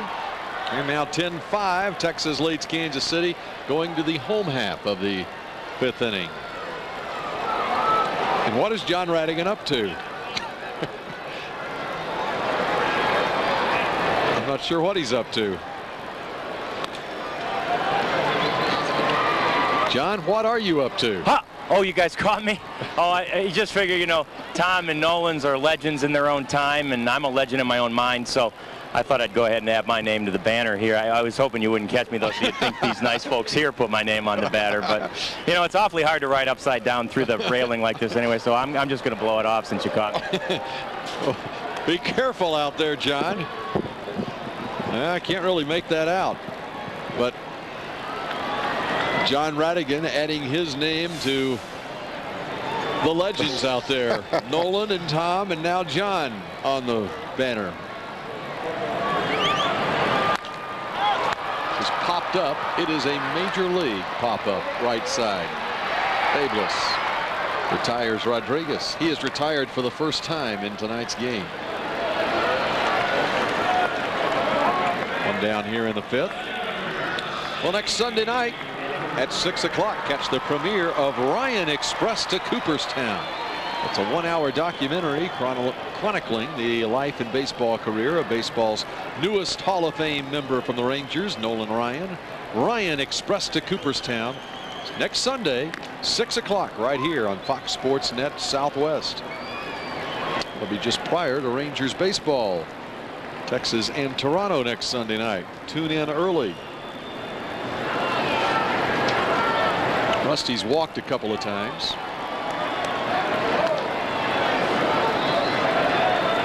It's a ball and a strike here.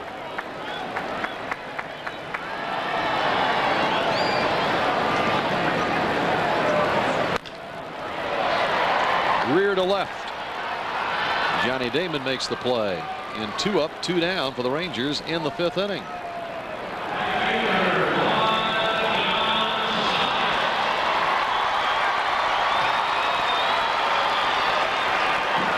Rangers have left 6 men on base in the first 4 innings. They've had at least 1 base runner in every inning. Blake Stein with a chance here to have the first 1, 2, 3 inning without a base runner.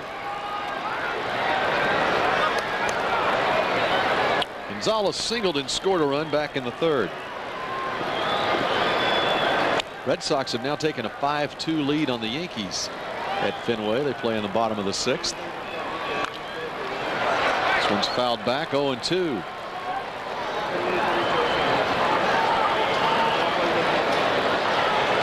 George Steinbrenner has to sit through another loss. He might make some changes on his own. He didn't look too happy yesterday. No, he did not. Clemens got the start yesterday. Did not figure in the decision. But the Red Sox came back to win the game. And Blake Stein has a perfect 5th inning. We're through 5 here at the ballpark, and the Rangers lead it by 5.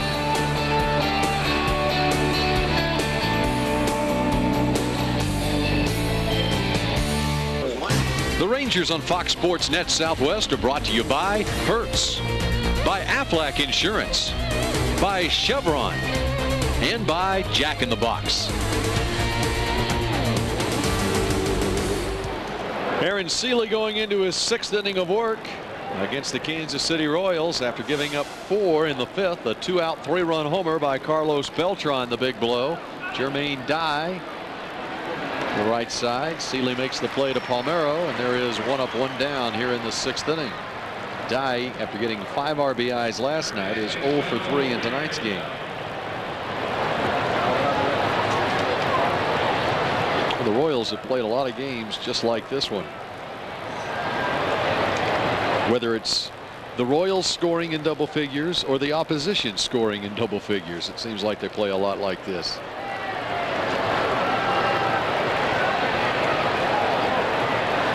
Here is Joe Randa, who's 0 for 2. And the first pitch in there for a strike. 0-1. Rando with an 8-game hit streak. 329. It's fouled off on the left side. Seeley's ahead, no balls and 2 strikes. Rangers with 10 runs on 10 hits in this one. Texas trying to go back 20 games over 500 again at 62 and 42 if they can win this one and take 2 of 3 from the Royals. 1-2 to Randa. Rangers are 5-1 against Kansas City this year. Kansas City winning last night snapped a 7-game winning streak for the Rangers over the Royals dating back to last year. 2-2 to Randa. Well, in Anaheim tonight, Steve Sparks had a no-hitter through 6 innings. Minnesota and Anaheim, it's 2-1. They play in the top of the 9th inning. The Angels lead the Twins 2-1. It's a 2-hitter right now.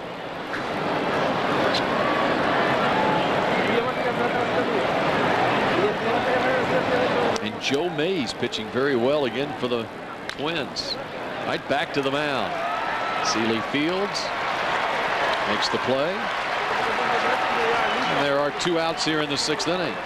Well, we've got a new feature tonight here on Fox Sports Net Southwest. It's the FlashNet fan question. And this one comes from Craig Stambaugh of Arlington, who asks when and who was the last Rangers pitcher to hit in a non-interleague game since the designated hitter rule was implemented back in the 70s. And Tom Grieve has the answer right now. Is that for us or is that a trivia question? That's for us. Is that for us, Stan? My guess, I'm not sure, would be Bobby Witt. In a non-interleague game. Remember him hitting against the Yankees in the old ballpark. In fact, he almost hit a home run. More recent, we are told by our producer extraordinaire, Kurt Dykert, more recent than Bobby Witt. Oh, it was Bobby Witt. It was Bobby Witt, but not then. But not then. Oh, okay. So, well, he's done it a couple of times then. That was the day that Rick Cerrone came in and pitched for the Yankees, and he pitched to Bobby Witt. The Rangers won that game. I don't know what it was, 20-4. Bobby pinched hit against Rick Cerrone. Classic matchup. Of course, Bobby Witt hit a home run in an interleague game at Dodger Stadium. Keep talking, Tom. I'm going to look it up in the media guide. Well, I lucked into the right answer, just didn't have the right date. Let's see here. Let me see if I can find it in here. I can't believe you didn't have that at your fingertips. Oh, pitchers as batters. Let's see. You said it was when? Well, I said the old ballpark, but it's more recent than that. Well, you had that one right, but it was May 25th of '98 against the Twins. He appeared as a pinch hitter, Bobby Witt did, and he popped out. Got it. I got one right before then, too. Bob Tewksbury. That's right. Bob Tewksbury pinch hit in a tie game late in the ball game. Back up the middle. It's a base hit for Scott Pose. Yes, he did, but that is not the second most recent. There's another one between. I remember this one. I remember this one. No, you don't. You just read it. You don't remember it. There's a difference between remembering something and reading it. Well, now that I read it, I remember it. Oh, okay. It was at Yankee Stadium. It was a Saturday afternoon game that we didn't do. But I remember John Wetland. Oh, see, I don't remember that. Because I didn't watch the game. I didn't go to the game, and I didn't watch it. You went to a play down on Broadway. That's right. I remember that, too. What was the play? That was August 16th of '97 when Wetland did that. I think I went to see Beauty and the Beast. Yeah. If I remember right.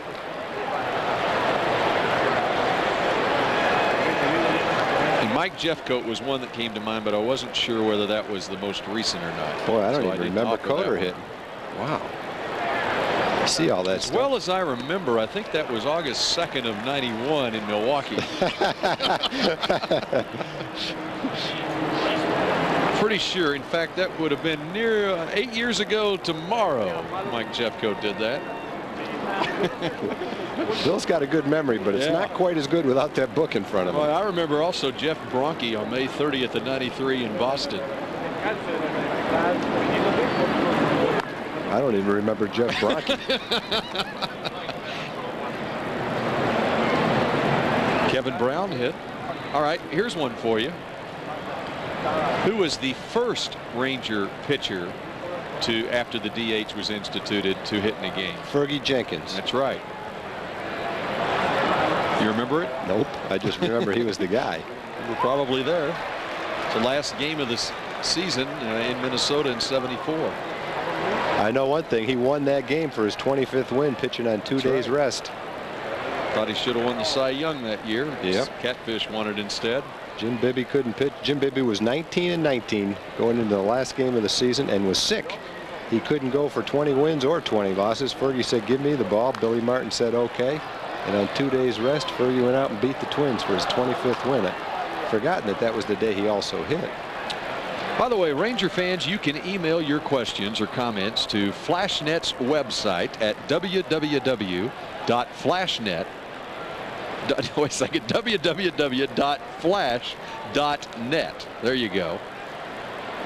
If we read your question, you become eligible to win a Flashnet fan prize package. That's www.flash.net. I can remember back several years ago when Mark Holtz was still alive, and we read for the first time something.com, and I didn't even know how to read it. I'd never heard it, never seen it, and neither had Holtzy. What's this period doing You talk here? about feeling dumb. www.com, we said. There's a walk to Spear. Single and a walk after 2 outs here in the 6th inning. And that'll bring Boz once again out of the Ranger dugout. Seeley got Dye and Randa on comebackers on the mound that he was able to field, and Pose a single and Spear a walk, and the 9th place hitter Ray Sanchez due to hit. Rangers have the bullpen going. Well, these last 2 games are kind of like soap operas. You can miss about 3 days and still know what's going on. And we could talk for 15 minutes. It's still the same inning, and in fact, haven't missed anything. We talked for 15 minutes there about the Flashnet question. It was the same batter at the plate, I think. 98 pitches for Seeley.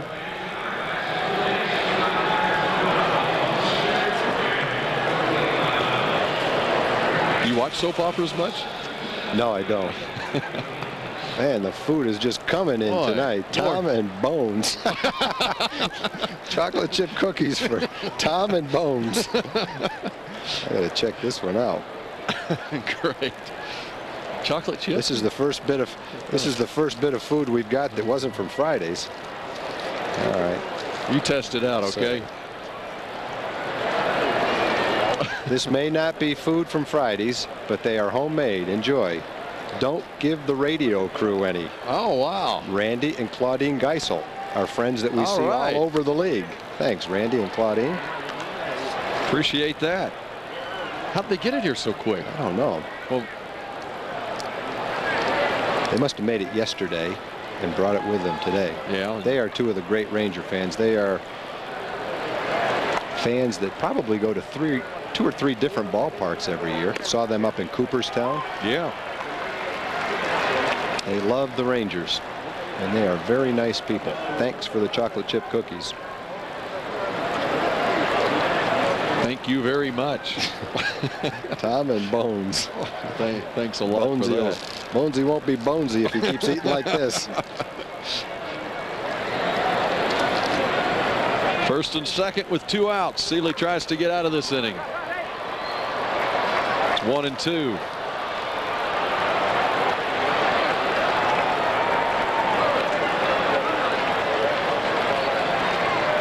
Back in Cooperstown, there were a lot of Ranger fans. There really were. We're up there for the weekend.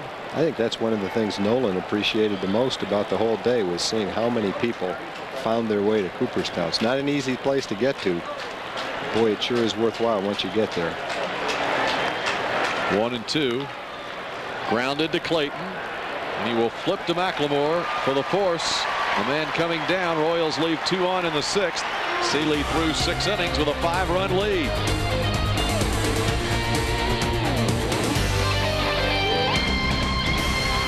Rangers and Royals here at the ballpark on a Sunday evening. Rangers batted around in the 3rd. In fact, had 13 hitters come to the plate, scored 8 runs. Pudge had 4 runs batted in the same inning. Palmeiro 1 for 1 in this game. He's reached base 3 times. Carlos Beltran with a 2 for 3 night, including a 3-run homer with 2 outs in the 5th inning that closed what was a 10-2 lead to 10-5. And it's Mr. Palmeiro leading things off against a new pitcher for Kansas City here in the 6th inning.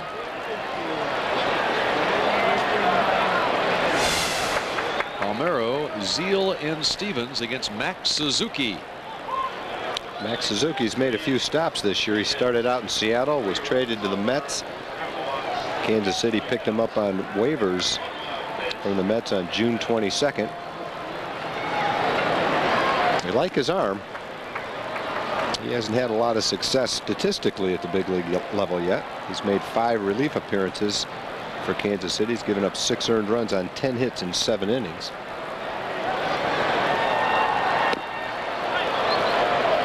Pretty good changeup to Rafi.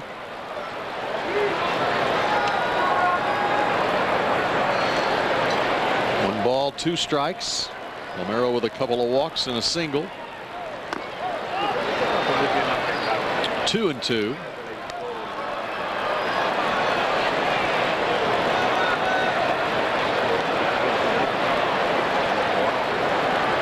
Suzuki started the year with the Mariners.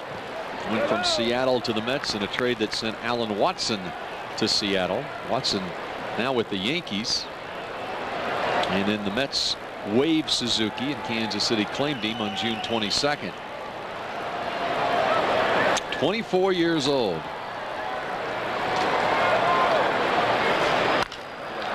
And Palmeiro to the gap in left center field.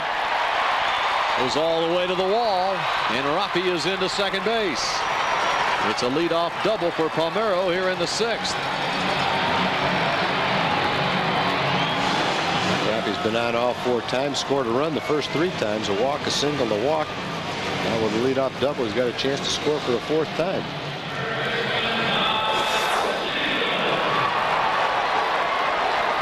Fastball belt high out over the plate.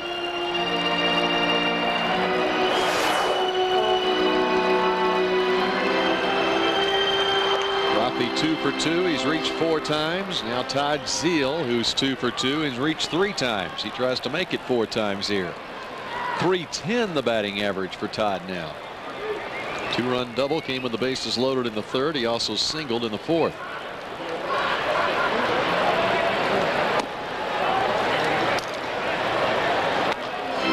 1-0 to Todd.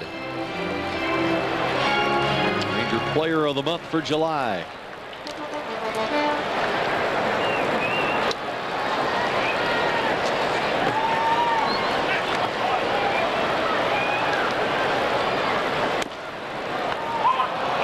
Gets the call from Eric Cooper behind the plate for strike 1 at the knees.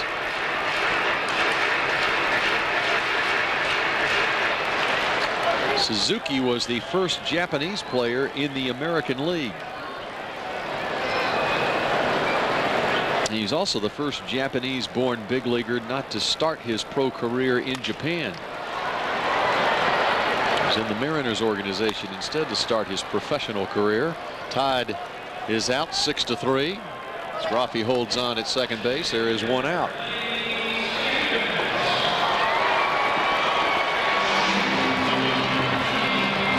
And Suzuki will face Lee Stevens.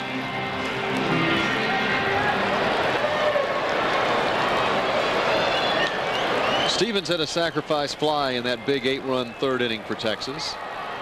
Just got under one last time up with 2 men on in the 4th inning against Blake Stein, who went 3 innings in this game. There's a pop behind the plate. Back for a look. There's the catcher Spear, but it's out of play. 0-1 to Lee. Blake Stein went 3 innings in relief of Brian Barber. He gave up 3 hits, 3 runs, all earned, 3 walks, and 2 strikeouts. Barber went the first couple of innings for Kansas City, 7 runs on 7 hits, 3 walks and a strikeout.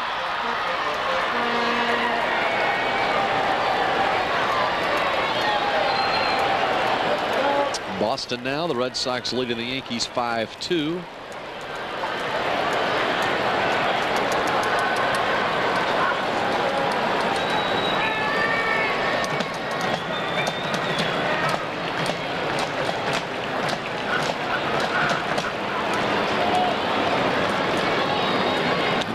Have won over the Twins tonight. 2-1 was the final score. Rangers take on the Twins starting tomorrow night. 3-game series against Minnesota. John Burkett goes tomorrow night against LaTroy Hawkins. Mike Morgan goes on Tuesday, and Esteban Loaiza will pitch on Wednesday. And the Twins will be getting in the wee hours of the morning. It was a quick game in Anaheim tonight. Played that one in about 2 hours and 10 minutes, I think. Suzuki off the mound. He gets Stevens. Moving from 2nd to 3rd is Palmeiro. And there are 2 outs here in the 6th. Upcoming road games. Rangers are home for a while, but the La Quinta upcoming road games look this way. On Friday, August 13th. Rangers will be in Chicago. In fact, that'll be a doubleheader on that Friday through Sunday, a 4-game series in 3 days, and then 4 games at Cleveland. Next time you're on the road for business or pleasure, make it La Quinta Inns. Dial 1-800-NEW-ROOMS, NU Rooms for reservations. 0-1 to Mateo.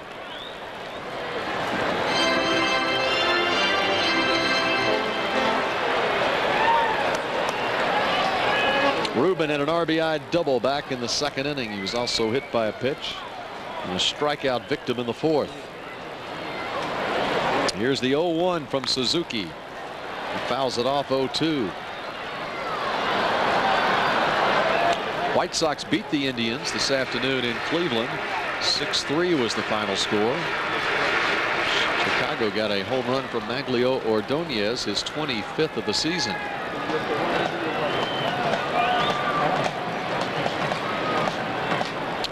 Rangers with a chance to gain some ground on Cleveland.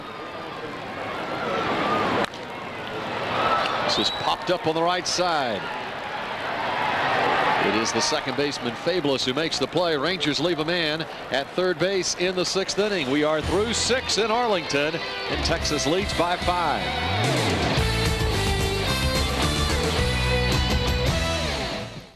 I'd like to tell you about a local rent-a-car company. It's called Hertz. I know, great big Hertz at the airport. That's what you're thinking. But this is Hertz Local Edition, and we're right here in town with several convenient locations. So, your car's in the shop, or you just need one for the weekend, call us. We'll come right over and pick you up. I know. You want to know about our rates? Well, pick up the phone. Let us surprise you.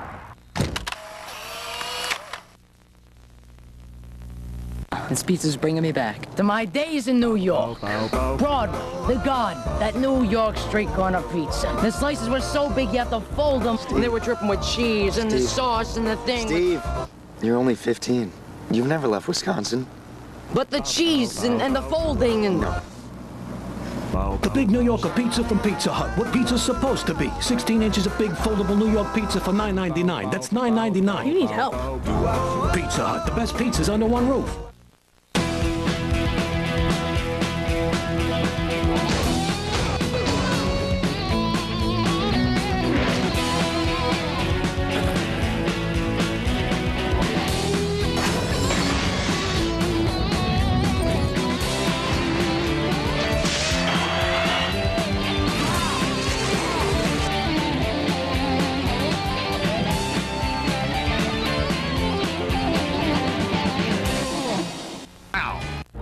Fox Sports Net Southwest, home of the Rangers.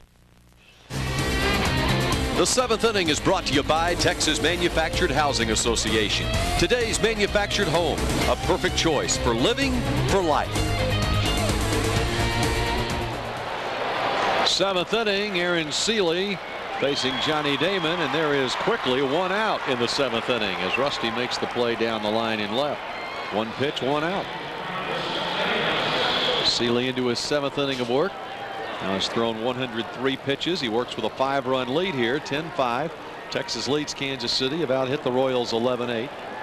And they lead because of an 8-run 3rd inning. Here's Fabulous, the second baseman.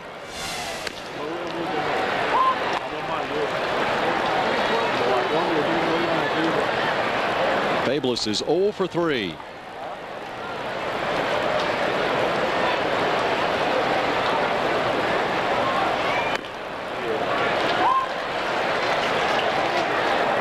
Seeley gets ahead. 2 strikes on Fabulous.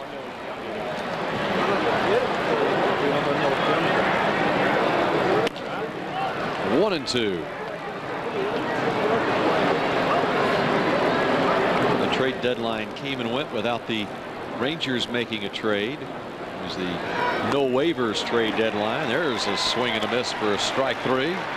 6 strikeouts for Seeley now. He had 4 in the first couple of innings. 2 down in the 7th. The Geico Direct moment from Doug Melvin, the Ranger general manager. I just didn't feel there was a deal out there that made sense to us. Talked to Doug Melvin before the game. Just you saw it on Southwest Tonight this evening. And Doug talked about what the deadline day was like for him this year.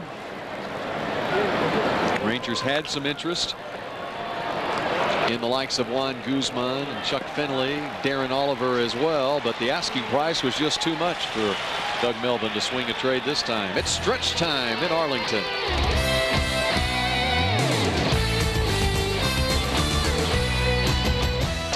Bottom of the 7th inning here at the ballpark. Rangers trying to make a 5-run lead. Hold up in the late innings now. Try to add to it here. 9-1 and 2 hitters coming up against Max Suzuki.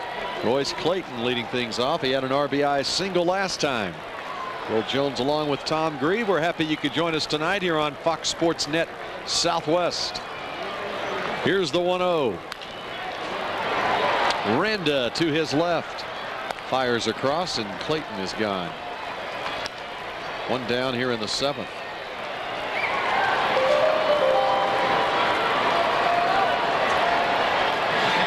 We'll bring up the top of the order and Mark McLemore. All right, guys. Oh my, who's behind us here? We'll announce for you guys are wasting an awful lot of time talking about the food, so I thought you could just hang this up. Here you go. And then, oh yeah, thank you very much. A half-eaten cookie. If I sound bitter, it's just because all this food and you've forgotten your partner. You're Here right. I am out there sweating. Glad Evan Grant got some. There's a base hit. They'll take it. You're exactly right, John, and I feel ashamed. I really do. I really am. Well, there is a bag full of cookies here. Yeah, we can find The some. Geisels have sent some delicious homemade chocolate chips, and we'd love for you to have one. What does it say in there? Our apologies. Okay, thank you. I'm going to take one of these. Okay. You guys, next time, don't waste airtime. Just put the sign up. Okay. We'll put it out in front here. That's there a you good- go. There That's you a go. good idea. Take it on the road with you. There and you go. everything. Yeah. All right. All right, guys.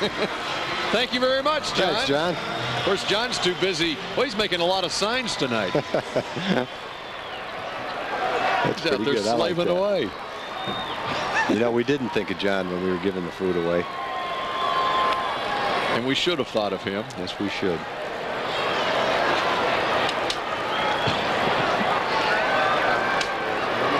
McLemore got a base hit through the right side. And Rodriguez right back up the middle. Oh, man. Mack around second. He's headed to third. Runners at first and third.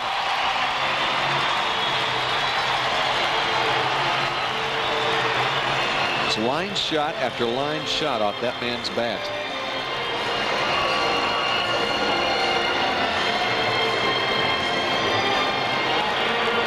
Rangers have 3 hits off Suzuki now. At the About corners, one out. Another 2 weeks, Pudge is going to be leading the league in hitting. He's getting about 3 or 4 a game, it seems. He's got 4 tonight. Got 3 last night. And got 3 the night before. And he'll probably get 3 more tomorrow. And he got 2 the day before that. Yeah, that was the off day. He did have a real good night that day. 0-1 to Rusty. Ties a career high for Rodriguez with 4 hits. He's only done it about 76 times in his career. Yeah, one of the reasons he gets so many hits is you can't walk him. He's only walked 15 times this year. 366 at bats.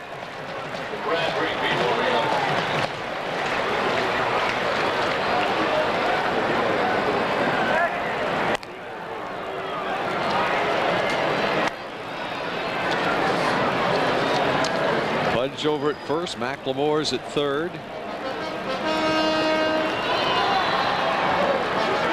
Here with 1 out in the 7th inning.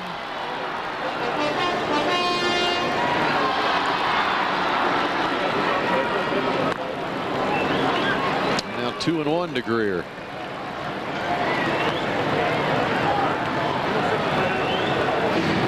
Rusty with a couple of walks in tonight's game.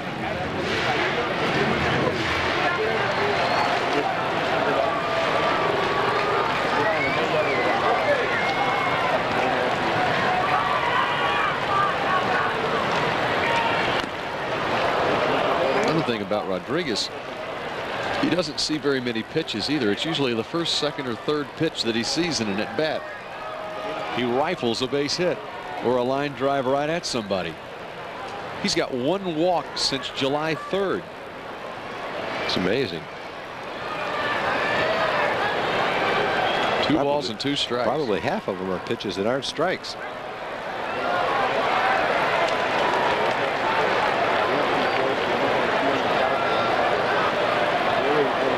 Here's Brad Rigby, the other pitcher acquired from the Oakland A's, who's on the major league roster right now. Also picked up Jeff D'Amico in that deal that sent Kevin Appier to the Athletics.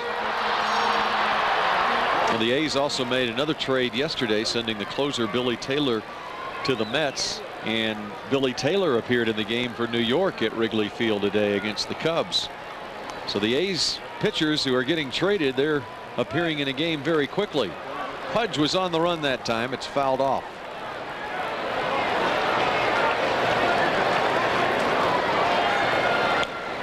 What a contrast between Rodriguez and Greer as far as the walks go. I mentioned Rodriguez hasn't walked since July 3rd. Rusty had 24 walks in the month of July. He's got 2 already in August. So he's got 26 since the 1st of July.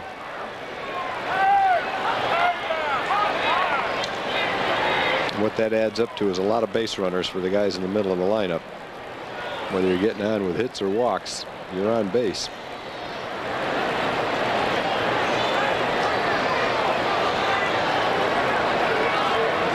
Now Pudge just struck out 7 times in July.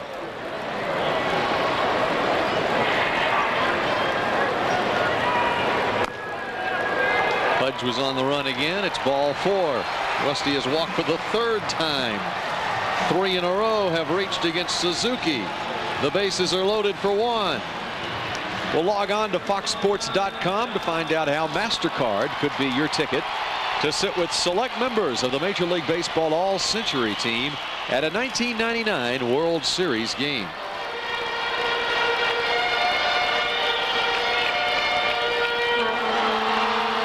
Big RBI opportunity for Gonzalez here.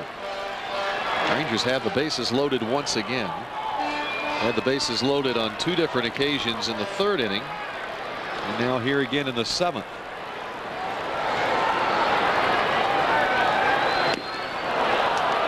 A swing and a miss, 0-1.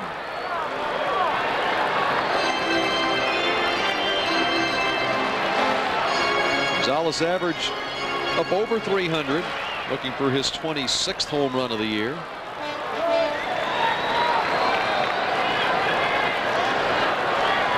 Scary thing about this Ranger team, they've been winning so many games of late, and it hasn't been really Gonzalez that's been carrying them. And there always seems to be, like during every season, that Juan carries his team for a while.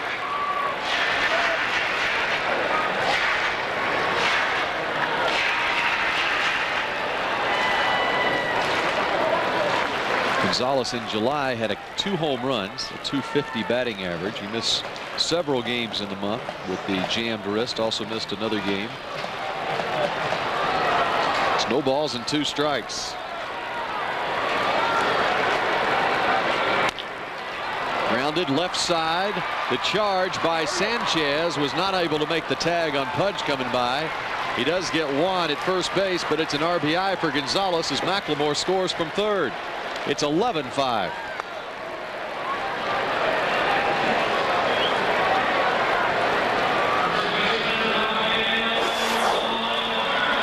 Juan out in front of an off-speed pitch. In fact, Suzuki threw them all off-speed pitches. He got Juan to hit that ball off the end of the bat slowly enough to where there was no chance to turn a double play. Sanchez made a nice try, though.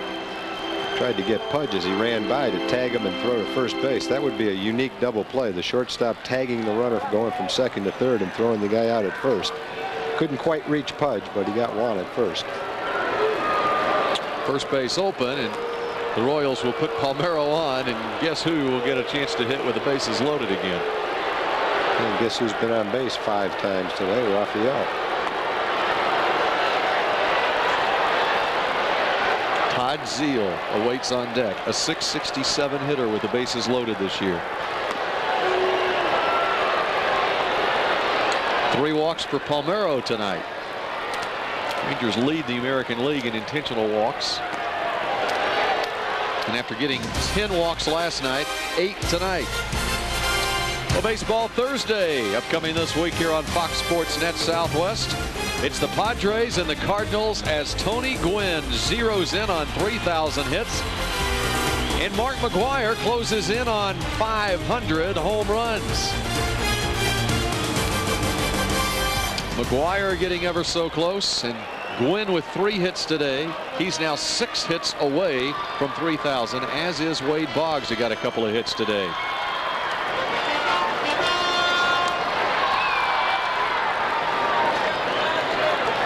Bases loaded, and Mark McGwire hit his 40th home run today. He's tied with Sammy Sosa, and that puts him 4 away from 500.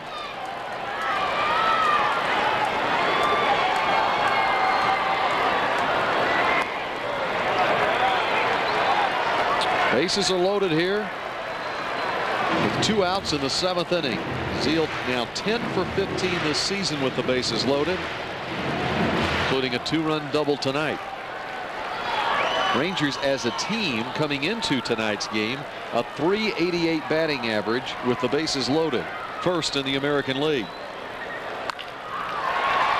Left side deep in the hole. Sanchez to Fabulous for the force out. And that time they're able to get Zeal with the bases loaded, but the Rangers leave 3 on and score a run. 11-5. Texas leads after 7.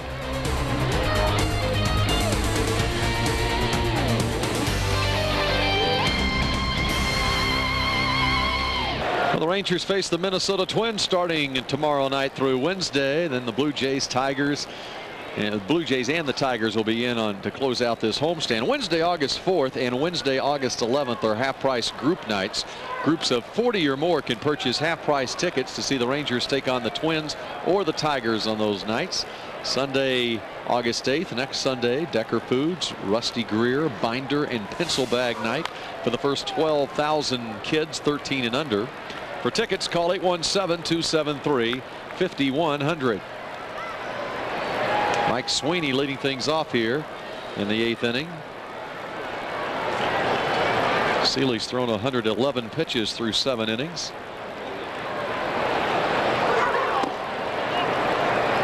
And it's 2-1 to Sweeney.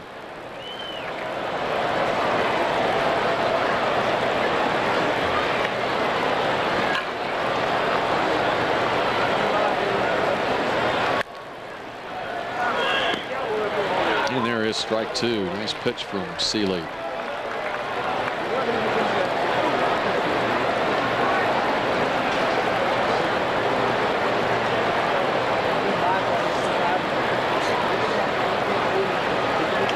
Take a look at the Hertz scores. The Blue Jays won over the Tigers. As we mentioned, Oakland took Tampa Bay, and Seattle was a winner over Baltimore. Mike Messina pitched for the Orioles and took the loss in that one. Red Sox now leading the Yankees 5-3 in the 8th. The Braves win while the Mets likewise win in the National League East race. McGuire gets number 40, but the Cardinals lose to the Rockies. Zeal at third. He's got Sweeney, and there is 1 out in the 8th inning. Well, it's been a good game for Aaron Seeley. You take away the one hanging curveball to Beltran and a 3-run homer, and he's got an outstanding game. And he's kept his pitch total right at 115 now. Got a chance to pitch 8 innings and get his 11th win of the season. Be a good outing. Can match the Mo Man with 11 wins. This is Jermaine Dye, 1-0.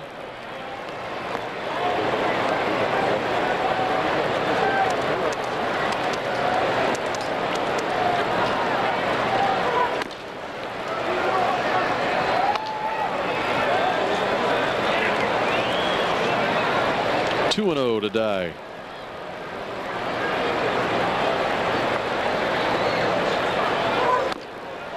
He falls behind 3 balls and no strikes.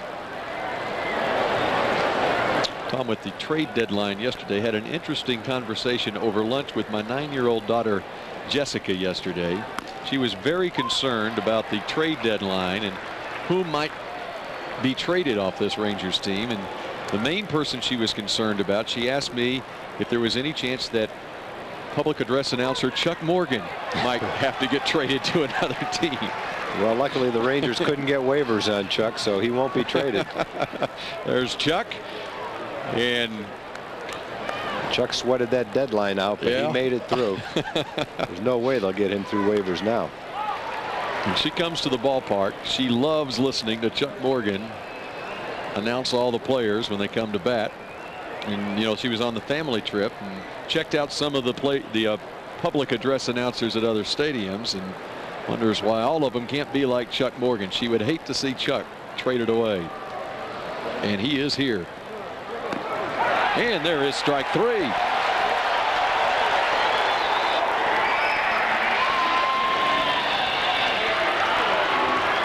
Second time that Seeley has gotten Dye.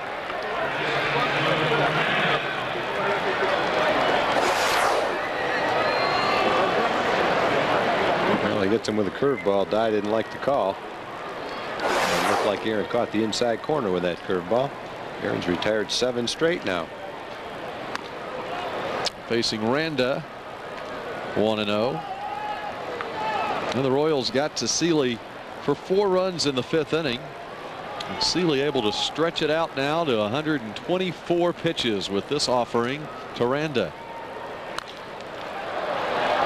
The Sky down the line and left. Long run for Rusty on the line. In foul ground. Greer handles it. 1-2-3 one more time for Aaron Seeley. Rangers will have the lead going to the 9th.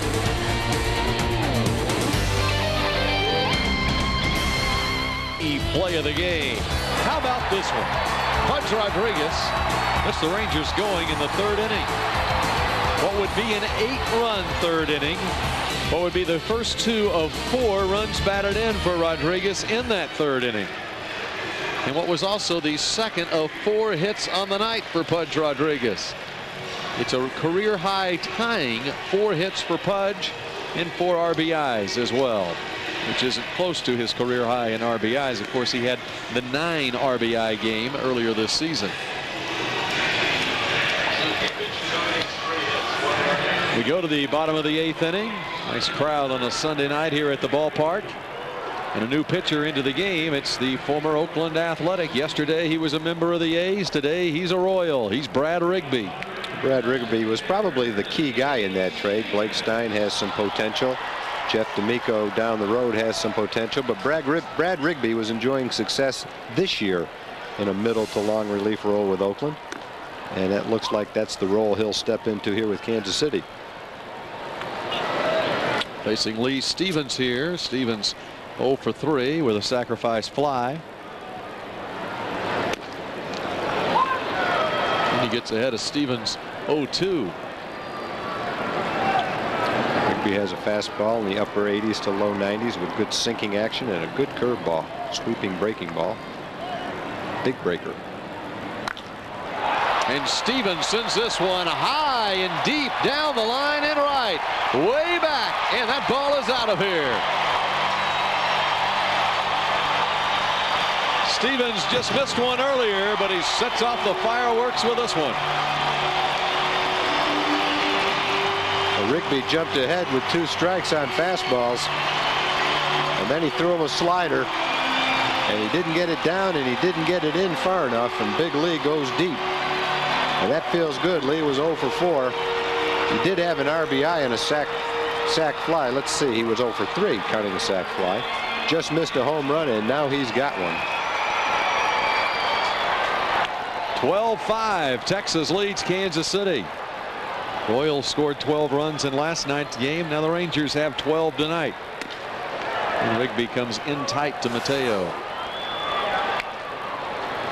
That is the hanging slider that he hit way up in the air down the right field line. Just did stay fair and just did make it. 17 home runs for Lee now. And there's a strike to Mateo.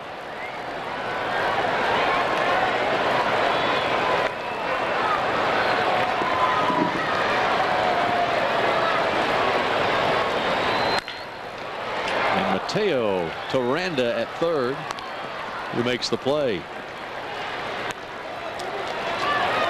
1 down here in the 8th inning. Rangers now with 14 hits, 12 runs against the Royals.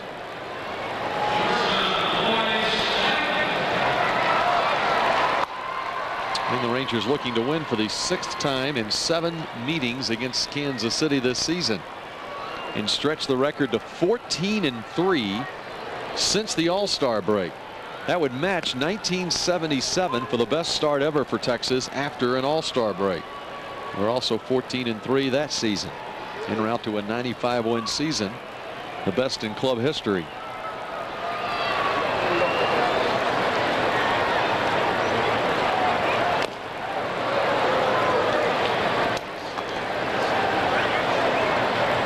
Ball and a strike to Royce. Has 1 hit tonight.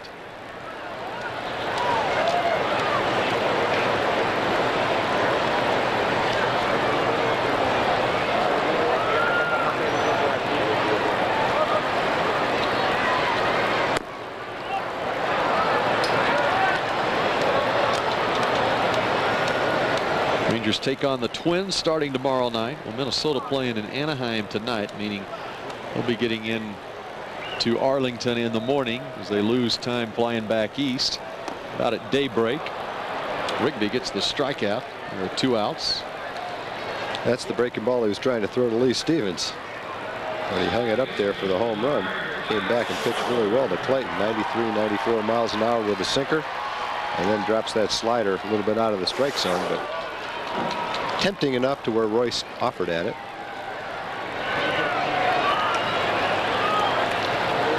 And that'll bring up McLemore.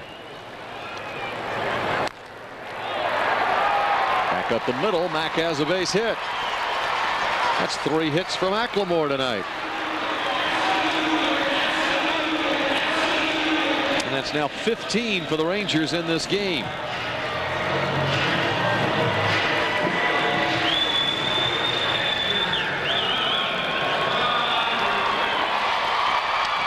And that gives Rodriguez another chance. Rodriguez with a career high 4 hits in this game. That tied his career high. Now he has a chance for a 5-hit game.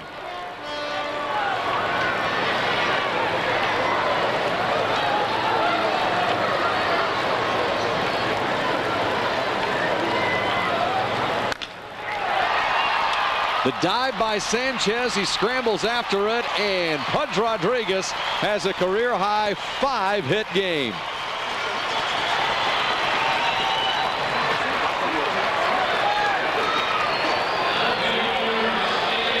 The hitting machine.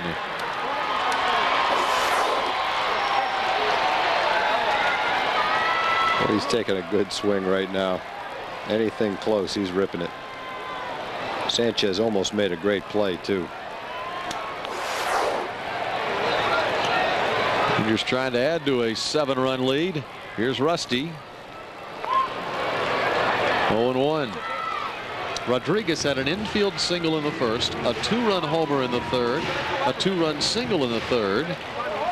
He popped a second in the 5th, the only time he's made an out tonight.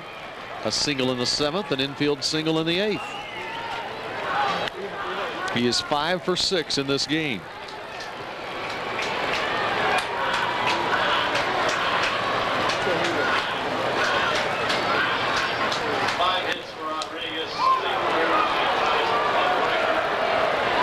Also ties the club record.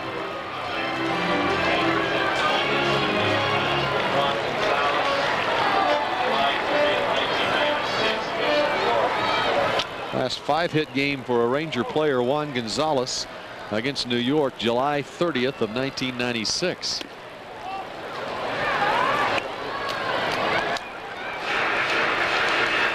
One and 2 to Greer.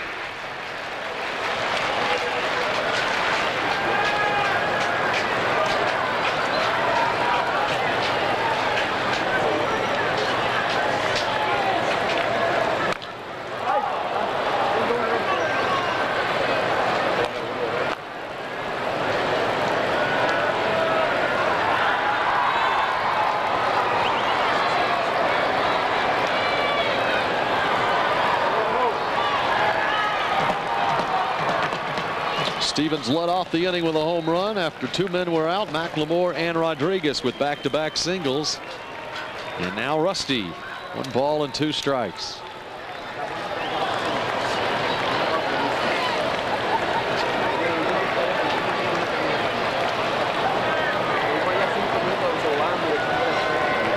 The Rodriguez batting average is now up to .328 with the 5 for 6 game. 2 balls and 2 strikes. And again, Pudge back on at the All-Star break, July 15th, was hitting .295. He's up to .328.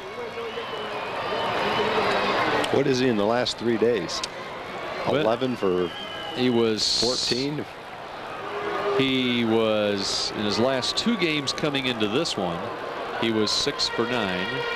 6 for 9, 11 for 14, 11 for 5 for 6, 11 for 15. That's pretty good. Yeah, we might take that.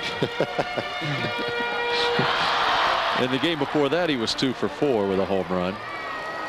13 for 19. Game before Drops that, your average down a little bit. You Yeah. only go 2 for 4. Yeah, you don't want to do that. No.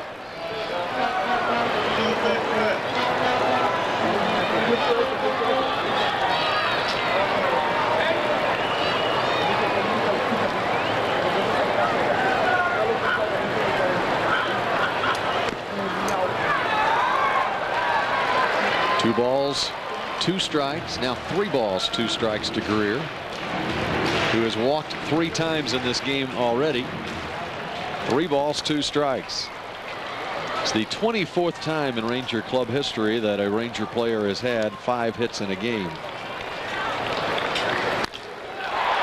And Rusty drives this ball to left. Johnny Damon is back to get it, though. Rangers leave 2 men on in the 8th inning. They've left 12 on after leaving 14 men on last night. Going to the 9th, it's 12-5.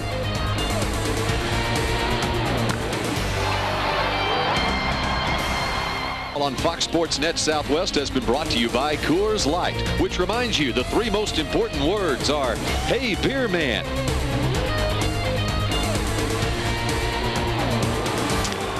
Well, we head to the 9th inning. Rangers trying to win for the 14th time in 17 games since the All-Star break. And Johnny Oates has to like the looks of this one. It was a big 8-run 3rd inning. Texas has a 7-run lead going to the 9th inning. They've doubled up on the Royals in hits tonight, 16-8. Aaron Seeley now out of the game after going 8 innings, and the 9th inning belongs to Danny Patterson. Danny Patterson coming in to get an inning of work tonight. Hasn't given up a run in his last couple of outings. Danny will face the bottom of the order, 7th, 8th, and 9th hitters for the Royals tonight.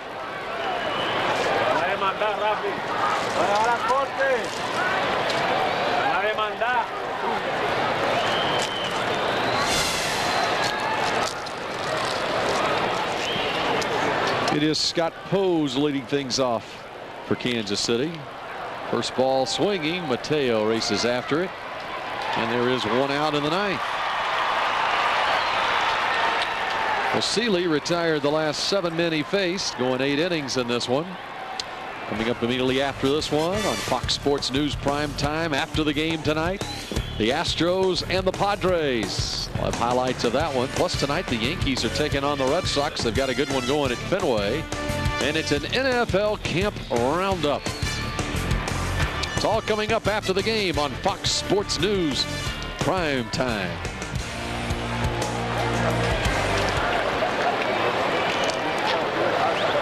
One out in the 9th as the Rangers wrap up a highly successful Nolan Ryan weekend. Patterson facing Tim Spear. Jeremy Giambi hitting for Tim Spear.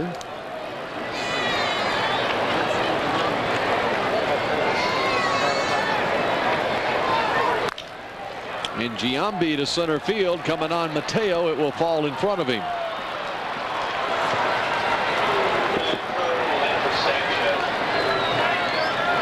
Base hit for Giambi.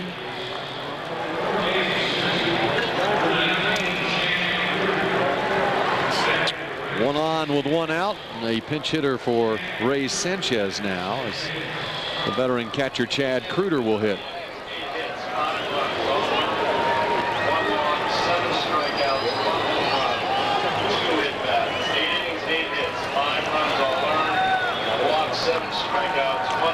Aaron Seeley goes 8 innings in this game. He gave up 5 runs on 8 hits. He walked 1 and struck out 7. And he stretched it out to 124 pitches tonight. I believe that is his season high number of pitches. Yeah, it was a good solid start for Aaron. The thing you like about it is he finished strong, pitched well at the end of the ball game. For him, he retired the last 7, a couple of them on strikeouts for the game, only 1 walk, 7 strikeouts. The big blast was the 3-run homer by Beltran that tacked down the 3 runs, but good solid outing. Started fast and ended fast. Pitched 8 innings. Keep pitching like that, Aaron's going to continue to win a lot of games. And of course, Aaron is critical to the Rangers' success on down the road. A couple of months away from playoff time. The Rangers hoping to be there with an 8-game lead in the American League West over the Oakland A's. They close this one out here against the Royals. Oakland won this afternoon 10-6. The Indians lost to the White Sox 6-3 this afternoon. Palmeiro to Clayton for one, back to first. Patterson covering, and it gets through on into the dugout, and Kruder will be awarded second base. They do get the force at second for the second out.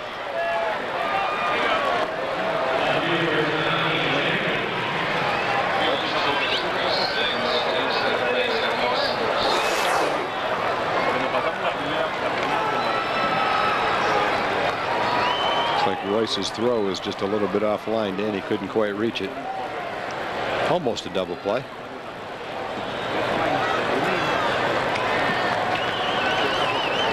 Well, for Royce Clayton, that is his 13th error of the season. It is his first error since back on July 4th. Nearly a full month without an error for Royce.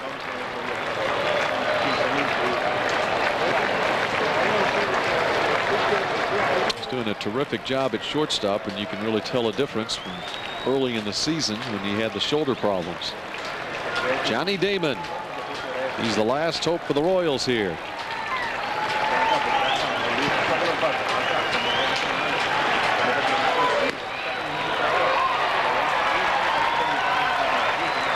It's a ball and a strike. Rangers and Twins tomorrow night. It's Burkett against Hawkins.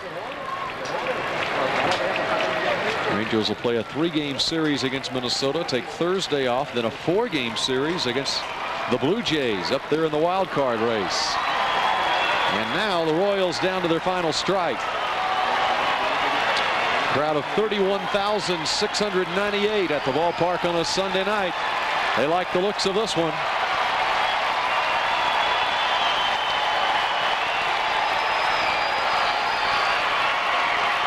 Rangers trying to nail it down for the 12th time in the last 14 games. And make an 11-game winner out of Aaron Seeley, matching the Mo-Man for the most wins on this Rangers staff.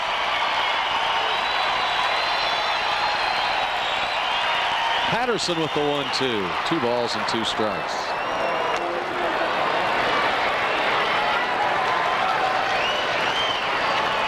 Rangers, after getting 16 wins against just 9 losses in the month of July, getting August started in the right way.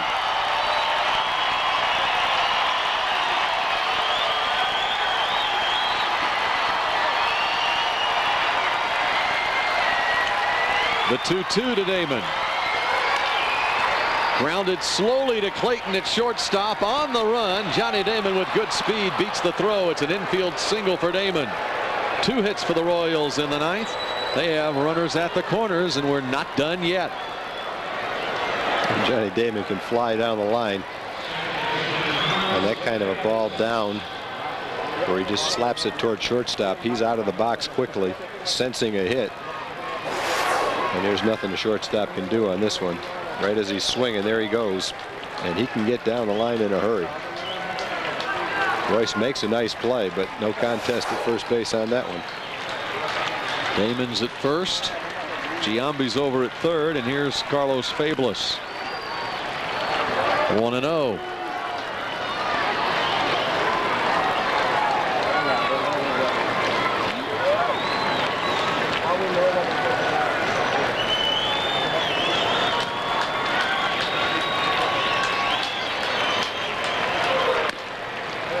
There's a strike, 1-1.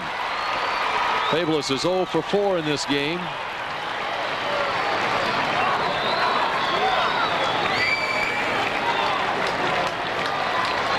Royals would fall to 18 games under 500 at 43-61. Rangers would be 20 games over once again for the 2nd time this season. Zeal across. Fablis is gone. Royals leave 2 on, and the Rangers win again. They take 2 of 3 from Kansas City. Aaron Seeley gets his 11th win of the season. He's now 11-6. 12-5. Texas a winner over Kansas City. A 16-hit attack for the Rangers as they have an 8-game lead in the West. For Tom Grieve, John Radigan, and our entire crew, Bill Jones saying goodnight from Arlington. Once again, our final, the Rangers 12, the Royals 5. Our next Rangers telecast comes your way tomorrow at 7:30 on KXTX in Dallas as the Rangers welcome the Minnesota Twins. And our next Fox Sports Net Southwest Rangers telecast 7:30 Wednesday, also against the Twins. Coming up immediately, Fox Sports News Prime Time. You've been watching Texas Rangers baseball on Fox Sports Net Southwest, your home of Fox Sports Net.